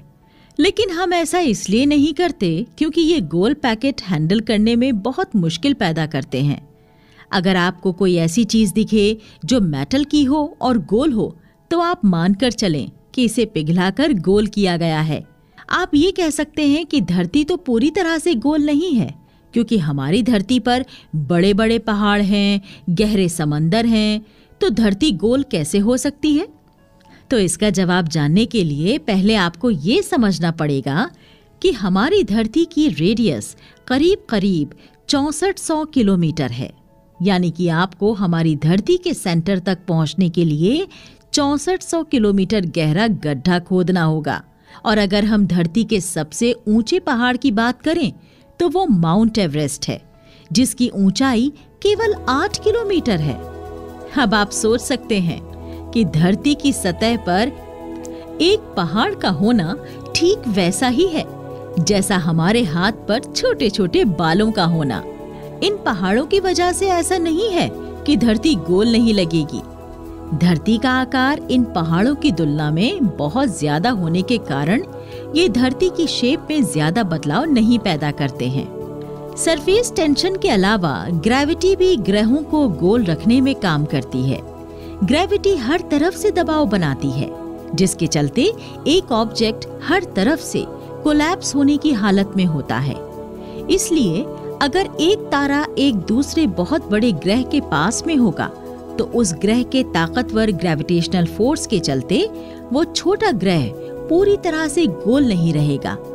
एक ग्रह पर ग्रेविटी के साथ साथ सेंट्रीफ्यूगल फोर्स भी लगता है। जब कोई चीज घूमती है तो उसके घूमने के लिए सेंट्रीफ्यूगल फोर्स जरूरी होता है। ये सेंट्रीफ्यूगल फोर्स किसी भी ऑब्जेक्ट को सेंटर से दूर रखता है। इसकी वजह से भी यूनिवर्स के अंदर चीजें गोल रहती हैं, क्योंकि ग्रेविटी चारों तरफ से जब बहुत ज्यादा हो जाती है तो हो सकता है कि वो किसी ऑब्जेक्ट को पूरी तरह से दबाकर तबाह कर दे। क्योंकि मान लीजिए आप जिस जगह पर बैठे हैं, ये जरूरी नहीं है कि आप पर लगने वाला नेट ग्रेविटेशनल फोर्स 0 हो, और इसको बैलेंस रखने के लिए सेंट्रीफ्यूगल फोर्स काम में आता है। इसी चीज का अनुमान लगाते हुए वैज्ञानिक ये सोच रहे हैं कि क्या ये बात संभव है कि हमारा जो पूरा यूनिवर्स है वो भी गोल ही है। क्योंकि जब यूनिवर्स के भीतर मौजूद सभी चीजें अलग अलग चीजों के कारण शेप में गोल हैं, तो इस बात की भी संभावना पूरी है कि हमारा यूनिवर्स खुद भी गोल हो। और इस बात की तब संभावना और बढ़ जाती है जब हम यूनिवर्स के एक्सपैंड होने की थ्योरी को पढ़ते हैं। एक्सपेंशन थ्योरी के अनुसार यूनिवर्स लगातार फैल रहा है और ये चारों दिशाओं से एक हिसाब से फैल रहा है, जैसे कोई बुलबुला फूल रहा हो। और जब कोई बुलबुला फूलता है तो वो चारों दिशाओं से बराबर मात्रा में फूलता है। और ऐसा ही हमने हमारी यूनिवर्स में भी देखा है। तो इसलिए यहाँ पर इस बात की संभावना और ज्यादा बढ़ जाती है कि हमारा यूनिवर्स गोल है। हमारे यूनिवर्स के गोल होने के साथ साथ आज दुनिया में लोग मल्टीवर्स की भी बात करते हैं।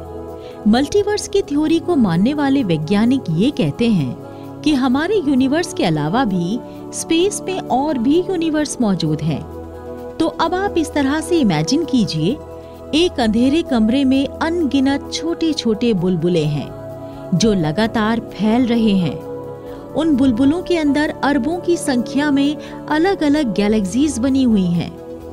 उन सब गैलेक्सियों के अंदर अलग अलग ग्रह हैं और उन ग्रहों में से ही कुछ ग्रहों पर जीवन पैदा हुआ है।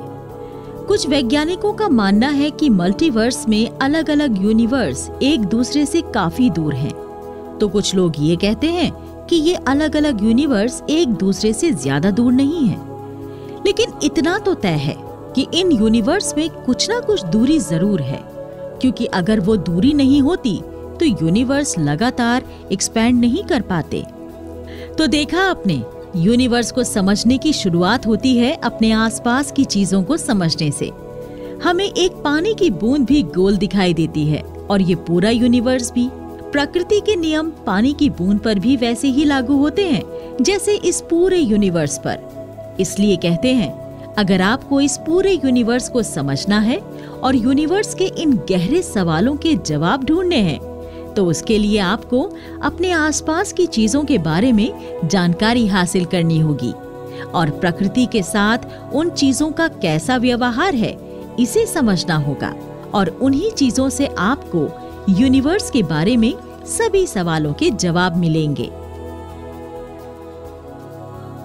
इनविजिबल लाइट, जब हम ये शब्द बोलते हैं तो आपके दिमाग में क्या आता है? हमें इस बात का पूरा यकीन है कि आपको इस बात को सुनकर या तो सूरज से आने वाली रोशनी का ख्याल आया या फिर किसी बल्ब या ट्यूबलाइट से निकलने वाली रोशनी का। रोशनी की सबसे खास बात यह है कि ये हमें दिखाई देती है। हालांकि खुद रोशनी हमें नहीं दिखाई देती है, लेकिन तब भी रोशनी की वजह से हमें बाकी चीजें दिखाई देती हैं और उससे हमें ये पता लग जाता है कि किसी जगह पर रोशनी मौजूद है या नहीं। सूरज से जो प्रकाश आता है उसमें रोशनी के अलग अलग प्रकार के भाग होते हैं। 17वीं शताब्दी में न्यूटन ने एक प्रिज्म की मदद से सूरज से आने वाली इस रोशनी को 7 रंगों में बांटकर दिखाया और इससे लोगों को ये पता लगा कि सूरज से आने वाली रोशनी 7 अलग अलग रंगों से मिलकर बनी है। लेकिन ये बात यहीं खत्म नहीं हुई। 19वीं सदी की शुरुआत में एक एस्ट्रोनॉमिस्ट विलियम हर्सेल ने ये बात देखी कि सूरज से आने वाली एक विशेष प्रकार की लाइट किसी चीज को गर्म कर सकती है जिसे हम अपनी आंखों से देख नहीं सकते हैं। विलियम इससे पहले साल 1781 में यूरेनस प्लैनेट की खोज कर चुके थे। वो सूरज की रोशनी, रंग और इन रंगों से निकलने वाली गर्मी के बारे में एक्सपेरिमेंट कर रहे थे। इसके लिए उन्होंने सूरज की रोशनी के रास्ते में एक प्रिज्म रख दिया और जैसा कि न्यूटन के एक्सपेरिमेंट के दौरान भी हुआ था, प्रिज्म को रखने से सूरज की रोशनी 7 अलग-अलग रंगों में बट गई। अब विलियम ने 7 अलग-अलग रंगों की पट्टी पर थर्मामीटर रखे तो हैरानी की बात सामने देखने को मिली, जो कि ये थी कि अलग-अलग रंग अलग-अलग तापमान दिखा रहे थे। हालांकि विलियम को पहले से ही इन नतीजों की उम्मीद थी। तब विलियम ने लाल रंग के ठीक नीचे एक थर्मामीटर रखा तो उन्होंने देखा उस जगह पर तापमान सामान्य सूरज की रोशनी में रखे हुए थर्मामीटर के तापमान से ज्यादा बता रहा था।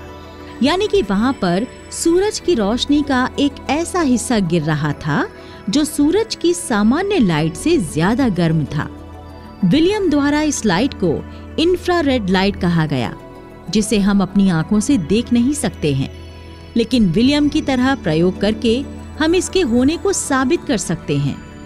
इस तरह विलियम ने इंफ्रारेड किरणों की खोज की और ये फिजिक्स की दुनिया में एक बहुत बड़ी खोज थी, क्योंकि अब वैज्ञानिकों को ये पता लग गया था कि सूरज की रोशनी में 7 रंगों के अलावा भी कुछ विशेष किरणें होती हैं और यहीं से अलग-अलग प्रकार की वेव्स जैसे कि radio waves, microwave, ultraviolet, X ray, gamma ray जैसी किरणों की खोज हुई और आगे चलकर हमने इन सभी किरणों का हमारे उपयोग के लिए अच्छा खासा इस्तेमाल भी किया।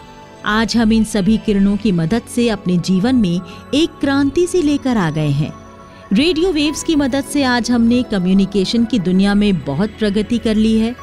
माइक्रोवेव की मदद से हम खाने को गर्म कर पाते हैं।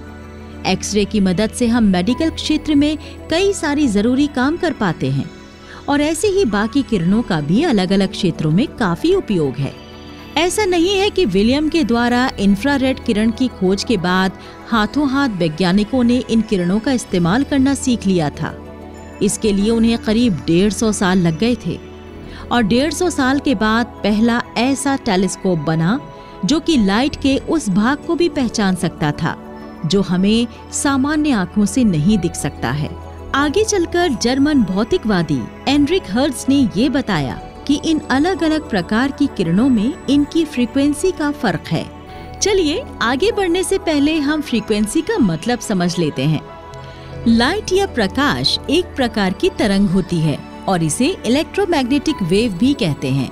एक तरंग में उतार चढ़ाव लगातार आते रहते हैं और जब हम तरंग को देखते हैं तो हमें ये उतार चढ़ाव भी दिखाई देते हैं। जब एक तरंग लगातार वाइब्रेट करती रहती है तो इसी वाइब्रेशन को हम फ्रीक्वेंसी कहते हैं। 1 सेकंड में होने वाले किसी तरंग में वाइब्रेशन को हम उस तरह की फ्रीक्वेंसी कहते हैं। आसान भाषा में कहें तो फ्रीक्वेंसी का मतलब होता है कि 1 सेकंड में कोई घटना कितनी बार अपने आप को दोहरा रही है। उदाहरण के लिए अगर आपका पंखा 1 सेकंड में 10 चक्कर लगाता है तो उस पंखे की फ्रीक्वेंसी 10 हर्ट्ज होगी। लेकिन अब सवाल हमारे सामने ये आता है कि वैज्ञानिकों के लिए ये चीजें और क्या काम आ सकती हैं। तो उन्होंने इसका इस्तेमाल टेलीस्कोप को और बेहतर बनाने के लिए किया। अब आप पूछ सकते हैं कि भला टेलीस्कोप में इन अलग अलग प्रकार की वेव्स का क्या काम? तो इसके लिए आपको बता देते हैं कि हम किसी दूसरे ग्रहों को कैसे स्टडी करते हैं। किसी दूसरे ग्रह को स्टडी करने के लिए हम टेलीस्कोप से उस ग्रह से धरती पर आने वाली लाइट को ऑब्जर्व करते हैं। हम देखते हैं कि वो लाइट किस प्रकार की है और उसके आधार पर हम उस ग्रह की सतह पर कितना तापमान है इस बात का भी पता कर पाते हैं। लेकिन कई सारे ऐसे ग्रह भी हैं जो ऐसी लाइट निकालते हैं जो उस लाइट के अंदर नहीं आती है और जिसे हम अपनी आंखों से देख सकते हैं। पर उस परिस्थिति में हमें ऐसे टेलीस्कोप की जरूरत पड़ती है जिससे हम एक्स-रे, अल्ट्रावायलेट रे और इंफ्रारेड किरणों को भी पहचान सकें। आज हमारे पास ऐसे कई सारे टेलीस्कोप मौजूद हैं जो लाइट की पूरी स्पेक्ट्रम के हर भाग को पहचान सकते हैं और इस वजह से आज हम हर ग्रह से आने वाली रोशनी के आधार पर उस ग्रह के बारे में काफी कुछ पता कर सकते हैं। ग्रहों के बीच में दूर से हमारा ये सोलर सिस्टम बिल्कुल खाली दिखता है। अगर हम हमारे इस पूरे सोलर सिस्टम को एक कांच की गोली में बंद कर दें तो हमारे सभी ग्रहों, उपग्रहों और सूरज को मिलाकर ये सभी इस स्पेस का सिर्फ एक बहुत छोटा सा हिस्सा भरेंगे। तो बाकी की इस खाली जगह का क्या काम है? वास्तव में ये खाली जगह नहीं है। इस खाली जगह पर कई सारी चट्टानें, बड़े बड़े पत्थर, धूल और चार्ज, सब एटॉमिक पार्टिकल्स हैं और इन सब पर भी ग्रेविटेशनल और मैग्नेटिक फील्ड का फर्क पड़ता है। अब आप सोच रहे होंगे कि इतनी ज्यादा खाली जगह पड़ी है, उसमें कितनी ही चट्टानें और पत्थर मौजूद होते होंगे।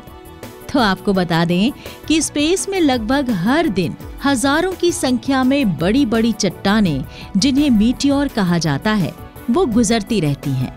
हालांकि एक बड़े समूह में बड़ी चट्टानें बहुत कम ही होती हैं और इनमें से ज्यादातर रेत के कण के साइज की होती हैं और जब ये हमारी धरती की ओर बढ़ती हैं तो हवा के साथ इनके फ्रिक्शन से इतनी एनर्जी पैदा होती है कि ये चट्टानें और रेत के कण जलकर भाप बन जाते हैं और इस वजह से हम इन मीटियोर को हमारी धरती पर आते हुए भी नहीं देख पाते। ये मीटियोर किसी ग्रह से ही बनते हैं। किसी ग्रह का ही मैटर आगे चलकर उस ग्रह से दूर रहता है और वो इस स्पेस में मीटियोर बनकर घूमता रहता है।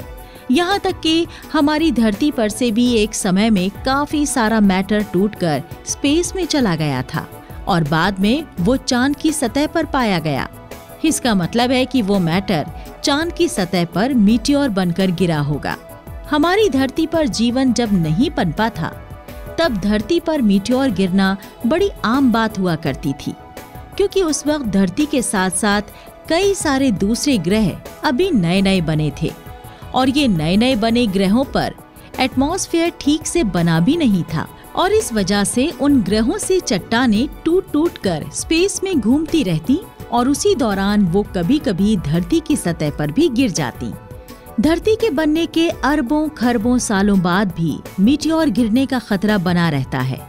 डायनासोर के मरने के और उनके धरती पर से पूरी तरह से गायब होने का एक बड़ा कारण एक मीटियोर के गिरने को माना जाता है। अब आप सोच रहे होंगे कि भला अंतरिक्ष से गिरने वाली एक चट्टान कितना ही प्रभाव धरती पर डालती होगी। तो आपको ये समझाने के लिए हम बता दें कि जिस मीटियोर से डायनासोर की प्रजाति का अंत हुआ था, वो मीटियोर आज हमारे पास मौजूद सबसे ताकतवर एटम बम से भी कई गुना ज्यादा ताकतवर है। वो मीटियोर इतना ताकतवर था कि जब वो गिरा था तो ऐसा अनुमान लगाया जाता है कि पूरी धरती पर बड़े बड़े भूकंप आए थे और सुनामी इत्यादि देखने को मिली थी। इन मीटियोर और एस्टेरॉइड्स की एक खास बात है और वो ये कि एक विशेष बेल्ट में रहते हैं। ऐसा नहीं है कि अंतरिक्ष में चट्टानें बिना किसी पैटर्न की घूमती रहती हैं, बल्कि ये कि एक ग्रुप में चलती हैं। इसके ग्रुप में होने का कारण ये है कि जब कभी ये सभी चट्टानें किसी ग्रह से टूटकर स्पेस में आई होंगी तो वो सभी एक साथ आई होंगी और क्योंकि स्पेस में किसी भी प्रकार का बाहरी बल लगाने वाला कोई सोर्स नहीं है तो इस वजह से इंसानों को अलग अलग डायरेक्शन में जाने का सवाल ही नहीं उठता है। वैज्ञानिक लगातार हमें ये चेतावनी दे रहे हैं कि आने वाले समय में पृथ्वी के करीब से एक एस्टेरॉइड्स का बड़ा बेल्ट गुजरने वाला है और हो सकता है कि धरती पर उस वक्त इन चट्टानों की बौछार हो। नासा ने तो कुछ ऐसी मिसाइल भी बनानी तैयार कर दी हैं जो ऐसी चट्टानों को स्पेस में ही तोड़कर छोटा कर देंगी ताकि ये हमारे लिए एक खतरे का कारण ना बने। इनके अलावा भी स्पेस में धूमकेतु नाम की एक और चीज होती है जो कि सूरज के चारों ओर लगातार घूमती रहती है। धूमकेतु की खास बात ये होती है कि इसके पीछे एक पूंछ दिखाई देती है। ये पूंछ दिखाई देने का कारण अलग अलग प्रकार की जलने वाली गैस होती हैं। धूमकेतु भी कई बार हमारी धरती के पास से गुजरते हैं, हालांकि इनके धरती पर गिरने की संभावना थोड़ी कम है। आपको जानकर हैरानी होगी कि हमारे सोलर सिस्टम में मौजूद जुपिटर ग्रह की वजह से भी धरती पर बहुत ज्यादा संख्या में मीटियोर नहीं गिर सकते हैं। अब आप सोच रहे होंगे कि भला जुपिटर के हमारे सोलर सिस्टम में होने और हमारी धरती पर स्पेस की इन चट्टानों के ना गिरने के बीच क्या संबंध है? तो इसका संबंध जुपिटर के बड़े साइज से है। जुपिटर का साइज और भार इतना अधिक है कि उसका ग्रेविटेशनल पावर धरती से कई गुना ज्यादा है, और इस वजह से अगर कोई मीटियोर धरती के पास से गुजरता है तो जुपिटर उसे पहले ही अपनी ओर खींच लेता है, क्योंकि उसका ग्रेविटेशनल फोर्स धरती से काफी ज्यादा है। और इस तरह से जुपिटर हमारे लिए एक रक्षा कवच की तरह काम करता है। जुपिटर ग्रह के बिना हम धरती पर इतनी शांत जिंदगी की कभी उम्मीद भी नहीं कर सकते थे। तो इससे हमें ये समझ में आता है कि कैसे धरती पर जीवन सिर्फ इस बात पर निर्भर नहीं करता है कि धरती पर उनके लिए वातावरण कैसा है, बल्कि धरती के आसपास के ग्रह भी उसको प्रभावित करते हैं। जुपिटर के अलावा बाकी ग्रह भी हमारे ऊपर किसी न किसी तरह का प्रभाव जरूर डालते हैं। यहाँ तक कि हमारी धरती से कई गुना छोटा चंद्रमा भी हमारी धरती पर काफी ज्यादा प्रभाव डालता है। चांद के कारण समुद्र के पानी में उफान आता है, जिसे ज्वार भाटा कहते हैं। तो अब आप सोच सकते हैं कि जुपिटर जैसे बड़े बड़े ग्रह से हमारी धरती पर कितना प्रभाव पड़ता होगा। हमारी अब तक की चर्चा में हमने स्पेस में मौजूद अलग अलग प्रकार की चीजों के बारे में जाना। हमने देखा कि कैसे मीटियोर और एस्टेरॉयड स्पेस में घूमते हुए राक्षसों की तरह हैं, जो किसी भी ग्रह को नहीं छोड़ते हैं। लेकिन हमारी किस्मत अच्छी है, शायद इसलिए हमारे सोलर सिस्टम में जुपिटर प्लैनेट मौजूद है, जो कि हमारी इन चट्टानों से रक्षा करता है। इससे पहले हमने सूरज से आने वाली लाइट के बारे में बात की थी। साथ ही साथ हमने हमारी चर्चा में पीरियोडिक टेबल में मौजूद अलग अलग एलिमेंट्स के बारे में भी गहरी चर्चा की थी। डार्क मैटर और डार्क एनर्जी के बारे में भी अब तक आप काफी कुछ जान चुके होंगे। अलग अलग गैलेक्सीज के बीच में क्या मौजूद है, ये चीज भी अब आपकी समझ में आ गई होगी। साथ ही साथ हमने ये भी देखा कि कैसे शुरुआती समय में धीरे धीरे अलग अलग बनी सब एटॉमिक पार्टिकल और उनसे एटम बने। वहीं हमने ये जरूरी बात भी देखी कि यूनिवर्स के बारे में हमें इतनी जानकारी देने में न्यूटन का बहुत बड़ा हाथ है। न्यूटन के ग्रेविटेशन के नियम के बिना हम यूनिवर्स के बारे में इतना सब कुछ कभी भी नहीं जान सकते थे। न्यूटन के साथ साथ हमने 20वीं सदी के सबसे महान वैज्ञानिक आइंस्टाइन के बारे में भी काफी कुछ जाना, और हमने देखा कि कैसे आइंस्टाइन के नियम ने यूनिवर्स की ओर देखने का हमारा नजरिया हमेशा के लिए बदल कर रख दिया। यूनिवर्स के बारे में बात करने के बाद अब हम बात करते हैं हमारी अपनी धरती की। हमारी धरती और एलियन। अपनी सुबह सुबह की वॉक को याद कीजिए, या उस दिन को याद कीजिए जब आप कभी घूमने के लिए निकले। आपने अपने आसपास कई सारी नेचुरल चीजें देखी होंगी। इसमें पेड़, पक्षी, पशु और इंसानों द्वारा बनाई गई सारी चीजें, जैसे गाड़ियां, बिल्डिंग्स इत्यादि। हम अपने इस प्लैनेट की अनगिनत चीजों को दिन रात देखते रहते हैं। लेकिन जब आप धरती से जैसे ही दूर होने लगते हैं, वैसे वैसे ये चीजें भी आपको कम दिखाई देने लगती हैं। एक हवाई जहाज की खिड़की से आपको बड़ी बड़ी बिल्डिंग्स बहुत छोटी लगने लगती हैं। जब स्पेस में जाने वाले अंतरिक्ष यात्री रॉकेट में बैठकर धरती से जैसे जैसे दूर जाते हैं, वैसे वैसे उनको चीजें थोड़ी और कम दिखाई देती हैं। इंटरनेशनल स्पेस स्टेशन में बैठे एक अंतरिक्ष यात्री को Paris, London, new Delhi, New York जैसे बड़े बड़े शहर दिन के समय तो दिखाई देंगे, और वो भी सिर्फ इसलिए दिखाई देंगे क्योंकि उन्होंने अपनी ज्योग्राफी क्लास में ये सीखा है कि ये शहर कहाँ पर मौजूद हैं। वहां से आपको ना तो मिस्र के पिरामिड दिखेंगे और न ही चीन की दीवार। हालांकि कई लोगों के बीच में ये बात फैली हुई थी कि अंतरिक्ष से चीन की दीवार नजर आती है, लेकिन ये सच नहीं है, क्योंकि चीन की दीवार लंबी भले ही कितनी भी क्यों ना हो, उसकी चौड़ाई केवल 20 फीट है, जो कि हमारी सड़क की चौड़ाई से भी कम है। तो ऐसी परिस्थिति में उस दीवार के अंतरिक्ष से दिखने का सवाल ही पैदा नहीं होता है। हालांकि इंटरनेशनल स्पेस स्टेशन में बैठा हुआ वो अंतरिक्ष यात्री ये जरूर देख पाएगा कि धरती की किस जगह पर हरियाली है और किस जगह पर रेगिस्तान है। अगर आप इंटरनेशनल स्पेस स्टेशन से भी आगे हमारे चांद तक जाते हैं तो तब आपको वहां से किसी भी शहर का नामो निशान भी नहीं दिखाई देगा, लेकिन वहां से आप धरती के मौसम के पैटर्न को देख पाएंगे।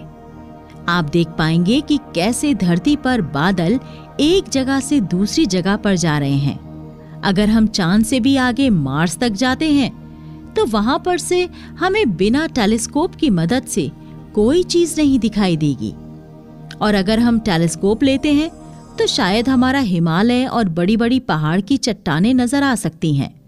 उसके बाद अगर हम आगे के ग्रह नेपच्यून पर जाकर देखते हैं तो पृथ्वी की तो छोड़ो, सूर्य भी काफी कम प्रकाशमान दिखने लगता है, और पृथ्वी तो वहां से लगभग गायब ही हो जाती है। साल 1990 में एक स्पेसक्राफ्ट ने धरती की नेपच्यून ग्रह से एक फोटो सामने लाई थी। उस फोटो में धरती केवल एक छोटे से नीले डॉट की तरह दिखाई दे रही थी, और अगर कोई व्यक्ति आपको ये ना बताए कि ये नीला डॉट ही हमारी धरती है तो शायद ही कोई उसे पहचान पाता। अब हमारे सामने सवाल आता है कि कभी अगर एलियंस ने हमारी धरती को देखने की कोशिश की तो उस वक्त उसे हमारी धरती की कौन सी चीज दिखाई देगी? सबसे पहले उन्हें हमारी धरती पर मौजूद समंदर दिखाई देंगे। हमारी धरती की सतह का लगभग 75% हिस्सा समुद्र से ढका हुआ है, और यूनिवर्स में दूर से देखने पर सबसे पहली चीज हमें यही दिखती है। इसके बाद अगर वो एलियन और अच्छे से देखेंगे तो उन्हें पता चलेगा कि ये पानी समंदर में मौजूद है और समुद्र के पास कुछ तट भी मौजूद हैं।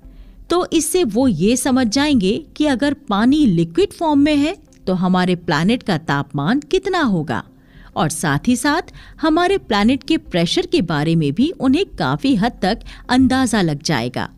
और अगर वो ध्यान से देखते जाएंगे तो हमारे पोलर रीजन में मौजूद बर्फीले पहाड़ों को भी देख पाएंगे। इससे उन्हें पता चलेगा कि कैसे धरती पर अलग अलग मौसम आते हैं, और साथ ही साथ हिस्से के घूमने के आधार पर ये भी पता लगा लेंगे कि हमारी धरती पर एक दिन में कितने घंटे होते हैं। इसके अलावा एलियन हमारे मौसम में होने वाले बदलाव को भी देख पाएंगे, क्योंकि अगर वो कोई दूर के प्लैनेट से एक अच्छे खासे टेलीस्कोप की मदद से धरती की ओर देखेंगे तो उन्हें हमारी धरती के ऊपर बादलों की मूवमेंट के बारे में काफी कुछ जानकारी मिल जाएगी। लेकिन हमारे प्लैनेट को किसी एलियन के द्वारा देखे जाने के काफी कम आसार हैं, क्योंकि हमारे पास का दूसरा सबसे नजदीकी तारा अल्फा सेंचुरी है, जो कि हमसे 4 लाइट ईयर दूर है। तो अगर अल्फा सेंचुरी के सोलर सिस्टम में कोई ग्रह मौजूद है और उस ग्रह से कोई हमारी पृथ्वी को देखना चाहता है तो ये काफी मुश्किल होने वाला है, क्योंकि हमारे सूरज की रोशनी के चलते हमारी पृथ्वी उस रोशनी में ही गायब हो जाएगी। उसके लिए एलियंस के पास ऐसी कोई टेक्नोलॉजी होनी चाहिए जिससे वो सूरज की रोशनी के आगे बहुत कम चमकने वाली हमारी धरती को ढूंढ सकें, क्योंकि ये बिल्कुल वैसा ही है जैसे कि आप दिन के समय में जुगनू की लाइट को ढूंढने की कोशिश कर रहे हैं। और इन सब कारणों से एलियंस के लिए हमारी धरती को ढूंढना काफी मुश्किल होने वाला है। अब आप पूछेंगे कि क्या धरती पर भी हम ऐसी भी कोशिश कर रहे हैं जिससे कि हम एलियंस को ढूंढ सकें? तो इसका जवाब है हाँ।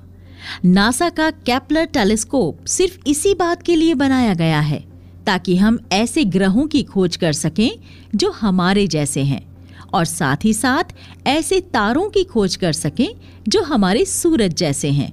इस टेलीस्कोप के काम करने का तरीका ऐसा है कि वो किसी तारे से निकलने वाली उसकी रोशनी से हमारे सूरज की तुलना करता है, और इससे पता लग जाता है कि हमारे सूरज और उस तारे में कितनी समानता है।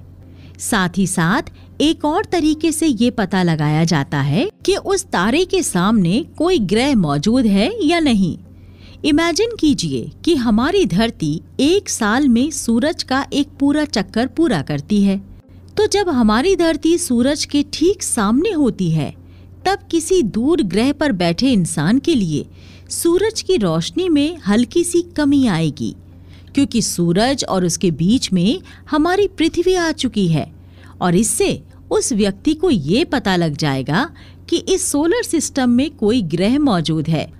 तो ऐसे ही जब अंतरिक्ष में हमें कोई नया तारा मिलता है और हमें ये पता करना होता है कि क्या इस तारे के साथ में कोई प्लैनेट है या नहीं, तो उस वक्त हम उसकी रोशनी में आने वाले बदलाव को देखते हैं। केपलर टेलीस्कोप से हम इस बदलाव को नोटिस करते हैं और इससे पता लगाने की कोशिश करते हैं कि आखिरकार उस तारे के पास कोई ग्रह मौजूद है या नहीं, और अगर है तो वो ग्रह कितने समय में उस तारे का एक चक्कर पूरा करता है।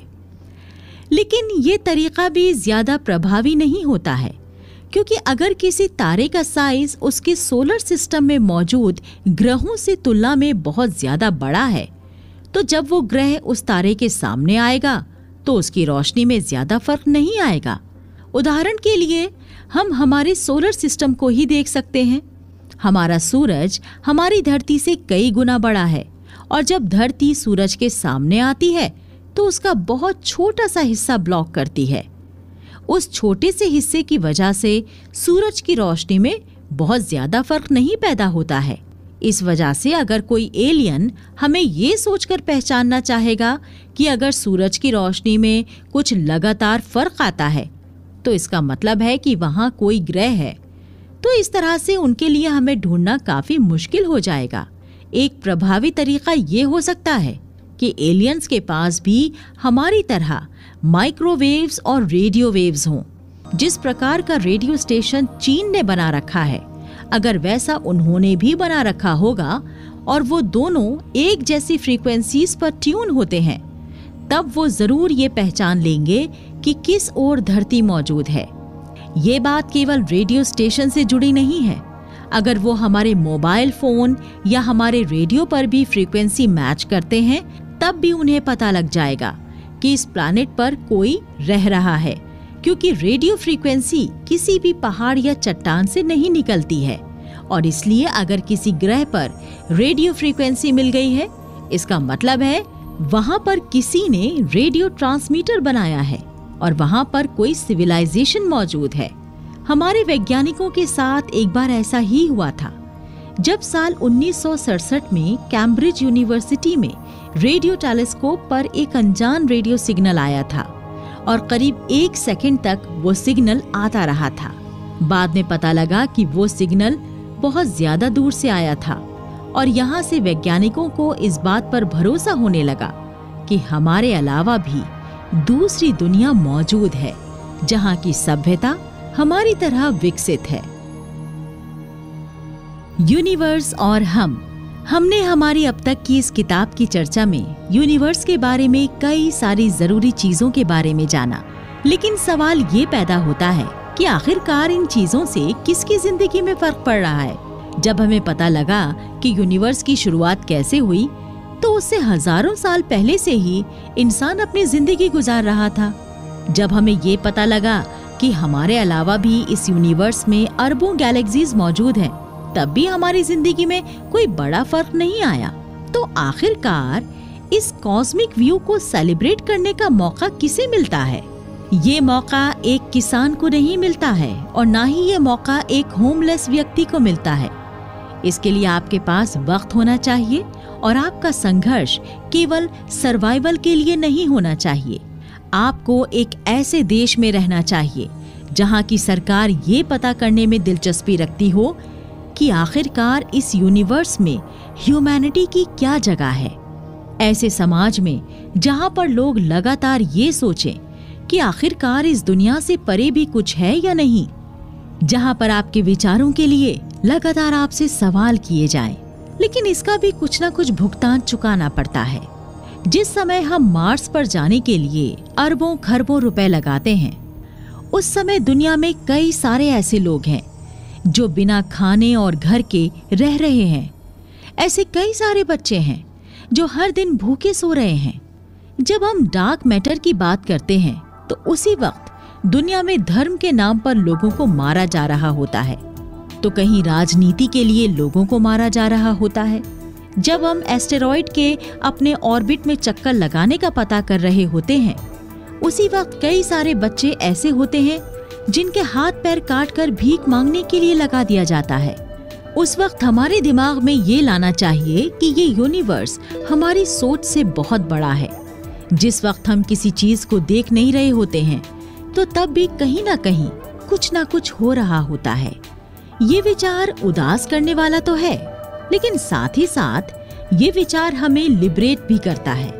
ये विचार हमें सिखाता है कि इस दुनिया की हर चीज हमारे हाथ में नहीं है और हम एक अलग रास्ते पर हैं, और दूसरे रास्तों पर मौजूद कई ऐसी घटनाएं होंगी जो हमें पसंद नहीं आएंगी।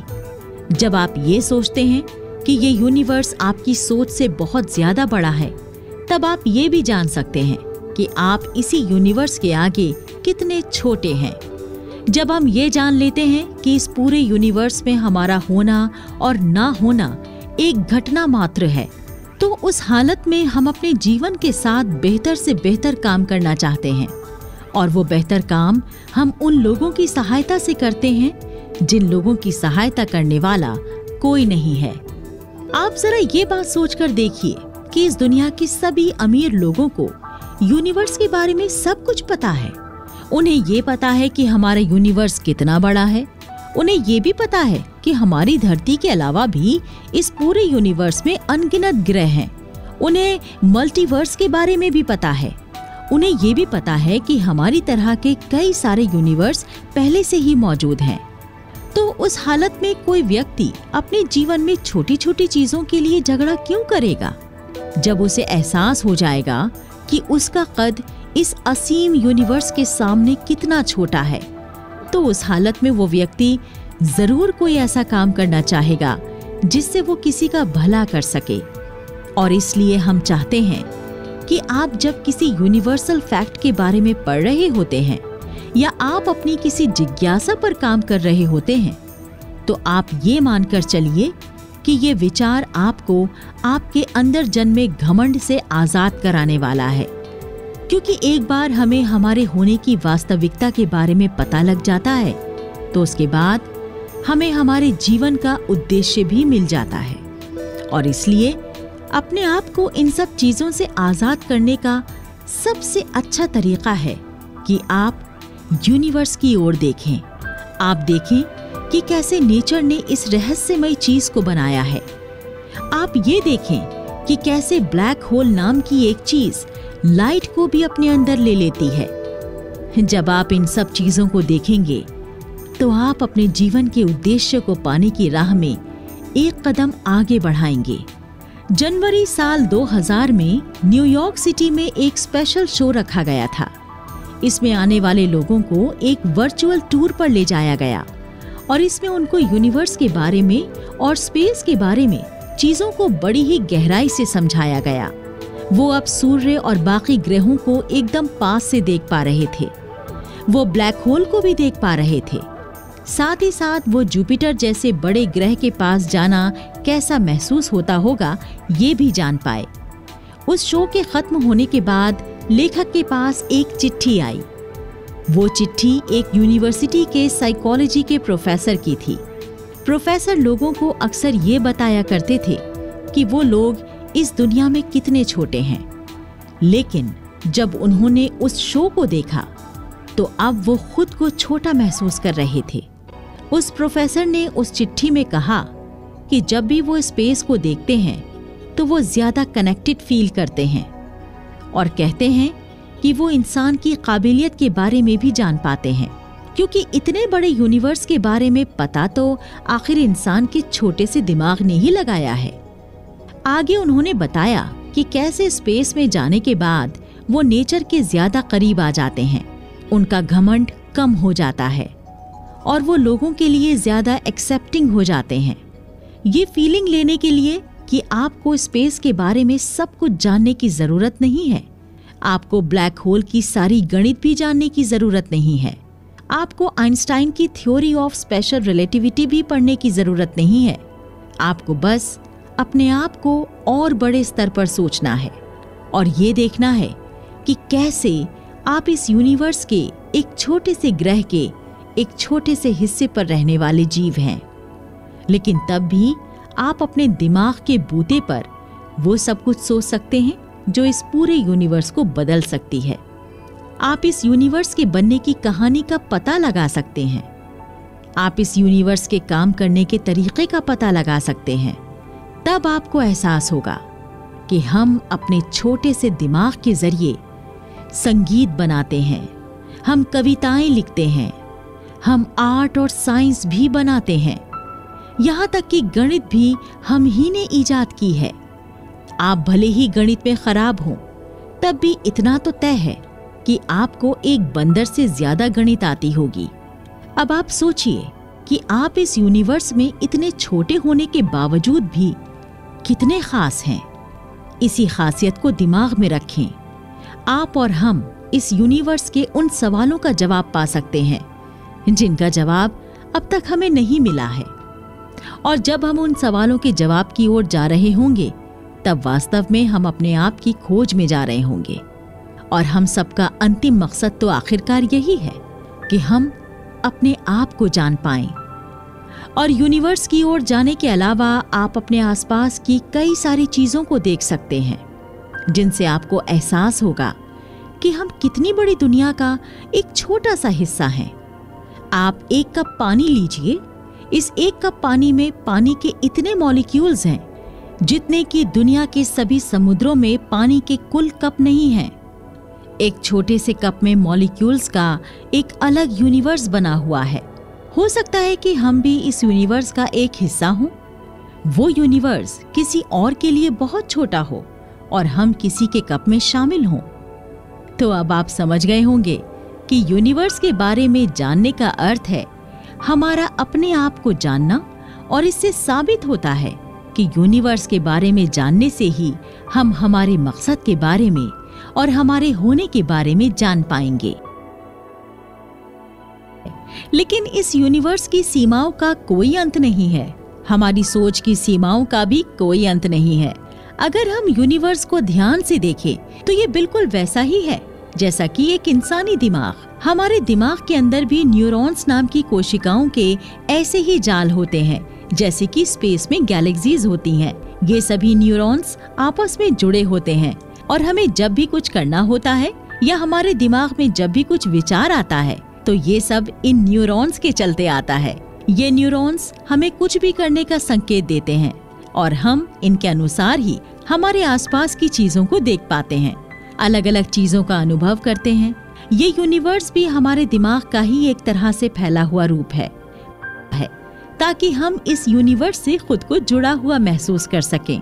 और साथ ही साथ प्रकृति ने शायद यूनिवर्स को अनंत काल तक इसलिए बनाया है ताकि हम ये महसूस कर सकें कि हमारे दिमाग की सीमा भी अनंत होती है। जिस प्रकार धीरे धीरे यूनिवर्स का भी विस्तार हो रहा है, उसी प्रकार हम भी अपने दिमाग का लगातार विस्तार कर रहे हैं और नए नए सवालों के जवाब हासिल कर रहे हैं। यूनिवर्स हम सब के अंदर और हम सब के दिमाग के भीतर है। जैसे हम इस बाहर के यूनिवर्स को समझने में लगे हुए हैं, वैसे ही हमें हमारे अंदर के इस यूनिवर्स को भी समझना चाहिए। हमें समझना चाहिए कि हमारे इस अंदर के यूनिवर्स की गहराई कितनी है या ये यूनिवर्स कितना विशाल है। और जैसे हमने इस बाहर के बड़े अनंत तक फैले हुए यूनिवर्स के सवालों के जवाब हासिल किए हैं, वैसे ही हम पूरे यकीन के साथ कह सकते हैं कि अगर हम उतनी ही शिद्दत के साथ हमारे अंदर की यूनिवर्स के सवालों के जवाब भी ढूंढने लग जाएं, तो जरूर हमें वो सवालों के जवाब भी मिल जाएंगे। शायद हमें इन दो सवालों का बिल्कुल ठोस जवाब पता नहीं कब ढूंढ पाएंगे। ये दो सवाल हैं कि आखिरकार हम बने कैसे हैं, और दूसरा अहम सवाल कि हम बने क्यों हैं।